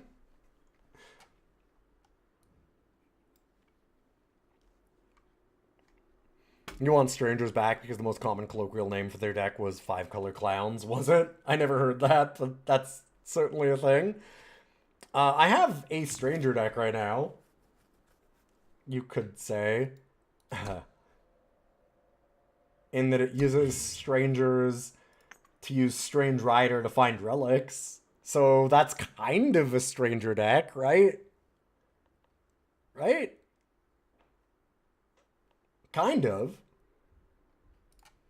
And then it just fixes for 5 colors that you can do the very, very stupid thing of Beacon of the Reach, Valley Spring, Mask of Torment, or Meditative Trance stuff. This is not a good deck, but it is very funny.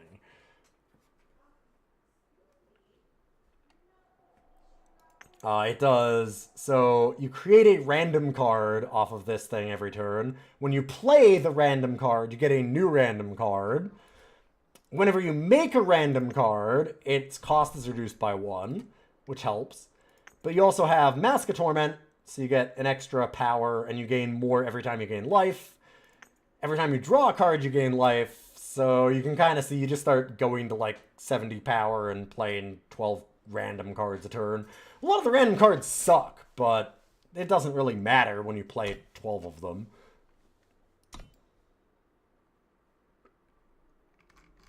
Very, very dumb.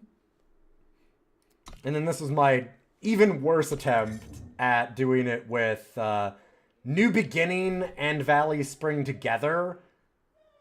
Does a similar thing. So, New Beginning... So if you hit a power card, it creates a copy of New Beginning. That copy then becomes 3.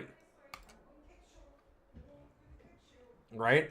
Like if you have Valley Spring, the New Beginning would become 3. If you then play another New Beginning that's 3, and you get another one, it becomes 2. You can see how that works. It goes, you can rip through things. I've also played this a bunch, and I've literally never ever had it. I played it like 15 times and got sick of it because I never had New Beginning hit a power. It's 40, half the deck, more than half the fucking deck is power. And I've literally never had it happen, so I just got sick of it and stopped. And instead focused on the stuff that got me to rank 1 in the game instead. Dang. Unfortunate. I had to brew up stuff that wasn't random bullshit and instead just win constantly. Ugh. My horrible curse. All I want to do is have fun and do dumb, stupid decks that are good, that aren't good, and yet somehow all of my dumb, stupid decks actually end up good anyway. Like, for example,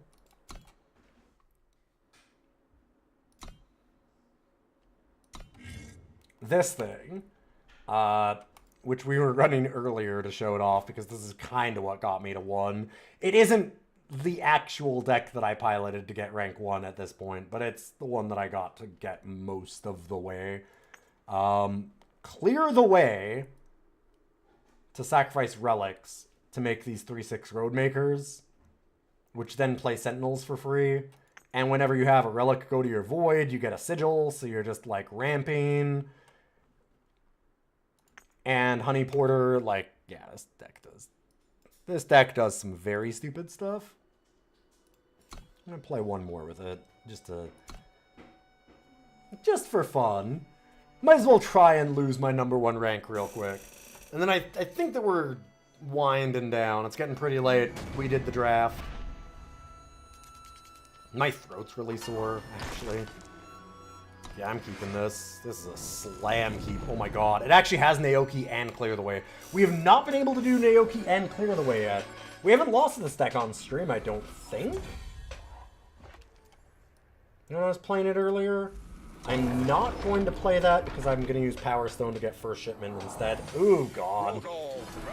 This is such a sick combo, though. Speaking of really good ramp. Yup. Soul from their market to sacrifice it and ramp. Ugh. God, that's so sick.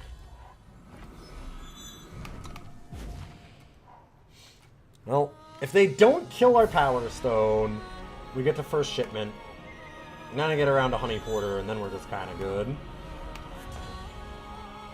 Okay, Dinosaur Nest is a neat card. Even a very good card. But it's not good enough, I'd say.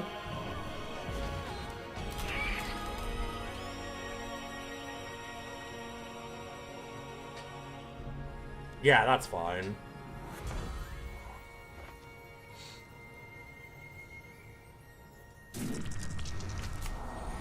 It's a little painful to use Clear the Way here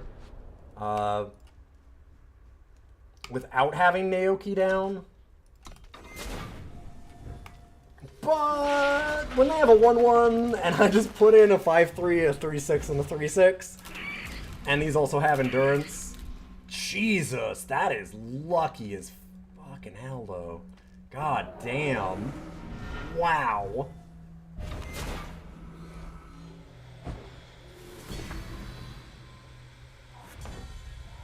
Gross.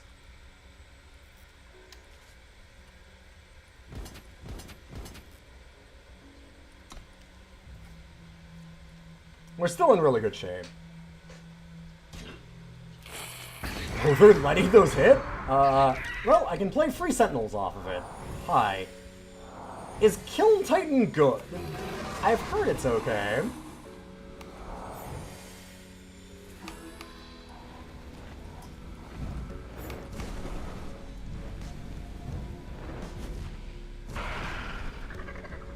I'm gonna hold on to the Clear the Way, because I want to use it with Naoki in a second. I think they're fucking dead, though. I don't think it matters. Letting those Roadmakers hit is a choice.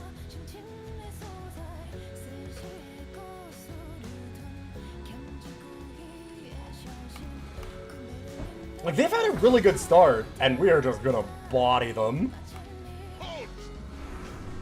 Hello, what is this track? This is called Collage, still from Nine Souls. Okay, that's pretty good. It's not going to be anywhere near enough, but it is good. Hold the line.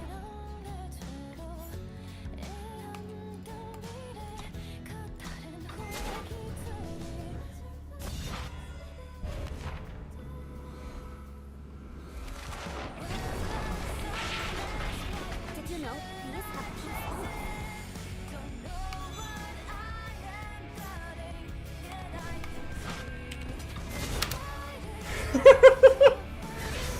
God, Naoki is so fucking, like, look at how Naoki works with this. That is so wrong.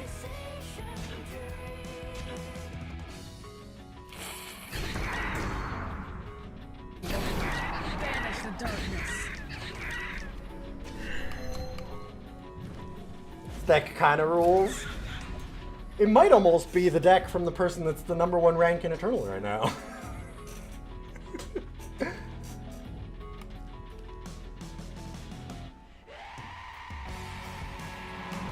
Yo! That's cool. Alright, I like that. That's rad.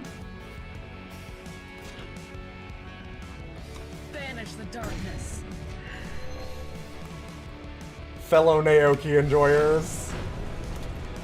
That's cool. That's incredible. Hey, Zephyr! Yeah, this deck is good. This deck seems pretty good. I've been liking this. This deck's been fucked up. Real fucked up.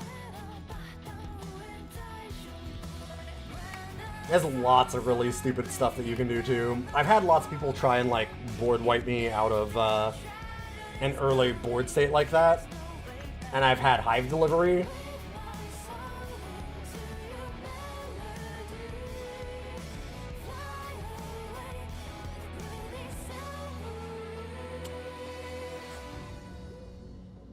Hive Delivery Stand Together is very funny.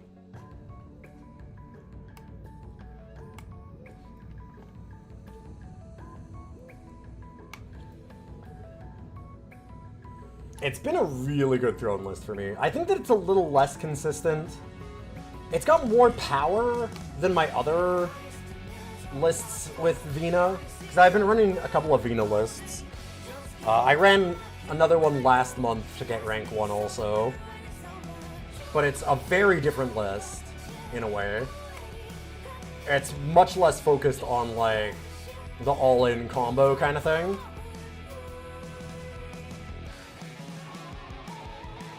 Yeah, Hive Delivery into a Sentinel after they decide to lead a clear the way attacker unblocked is very good too. Yep, I've had that be a thing. Yup. Yeah, there's some dumb stuff that you can do. You could probably change what Sentinels you have on the market, although there's not a lot of great ones. One thing to remember, do not Nova Quake off of, like, Pathmaker, because you have to bond for it to do anything. Like, you get a big 10-11, but you need the draw cards and silence enemy units and stuff.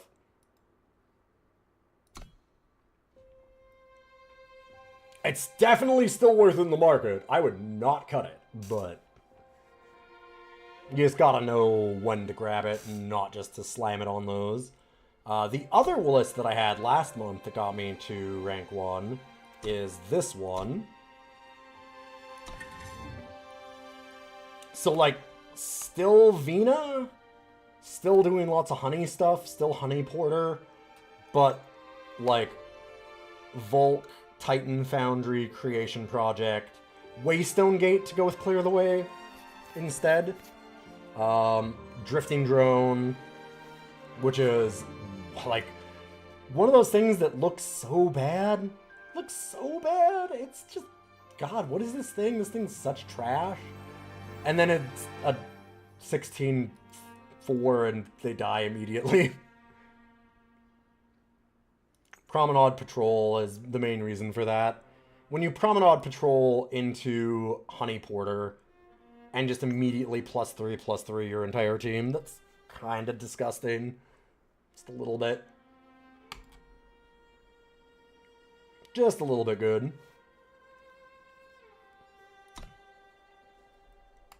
You've not been brewing Throne at all, just simply drafting and playing League. Yeah, fair enough. I understand that. I have a lot of gold to spend on draft, so I'll do some more of that at some point. But I'm gonna head off. It is getting quite late. I have some other things to do. It's been lovely streaming for you all. I am not around tomorrow because I actually have a wedding photo shoot, wildly enough, on a Thursday. Thursday, September 11th, a date that you'll remember for your wedding. And, I could not be trusted with that as my wedding date, I'm just gonna say.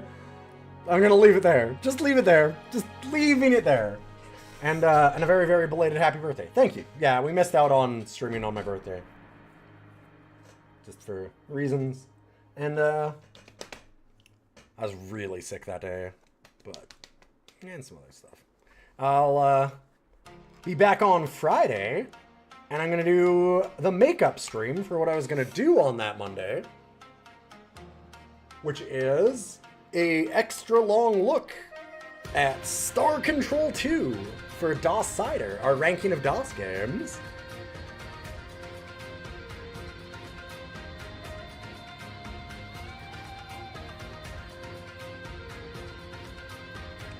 If they had gotten married today, they'd also still have something to remember it by. That's fair. That is also true. Well, anyway.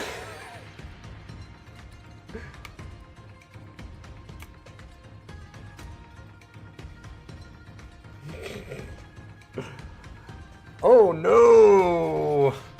Oh yeah! Hey, listen, we're having our good celebration. It's my 16 days out from my birthday celebration stream, which is why we're celebrating today.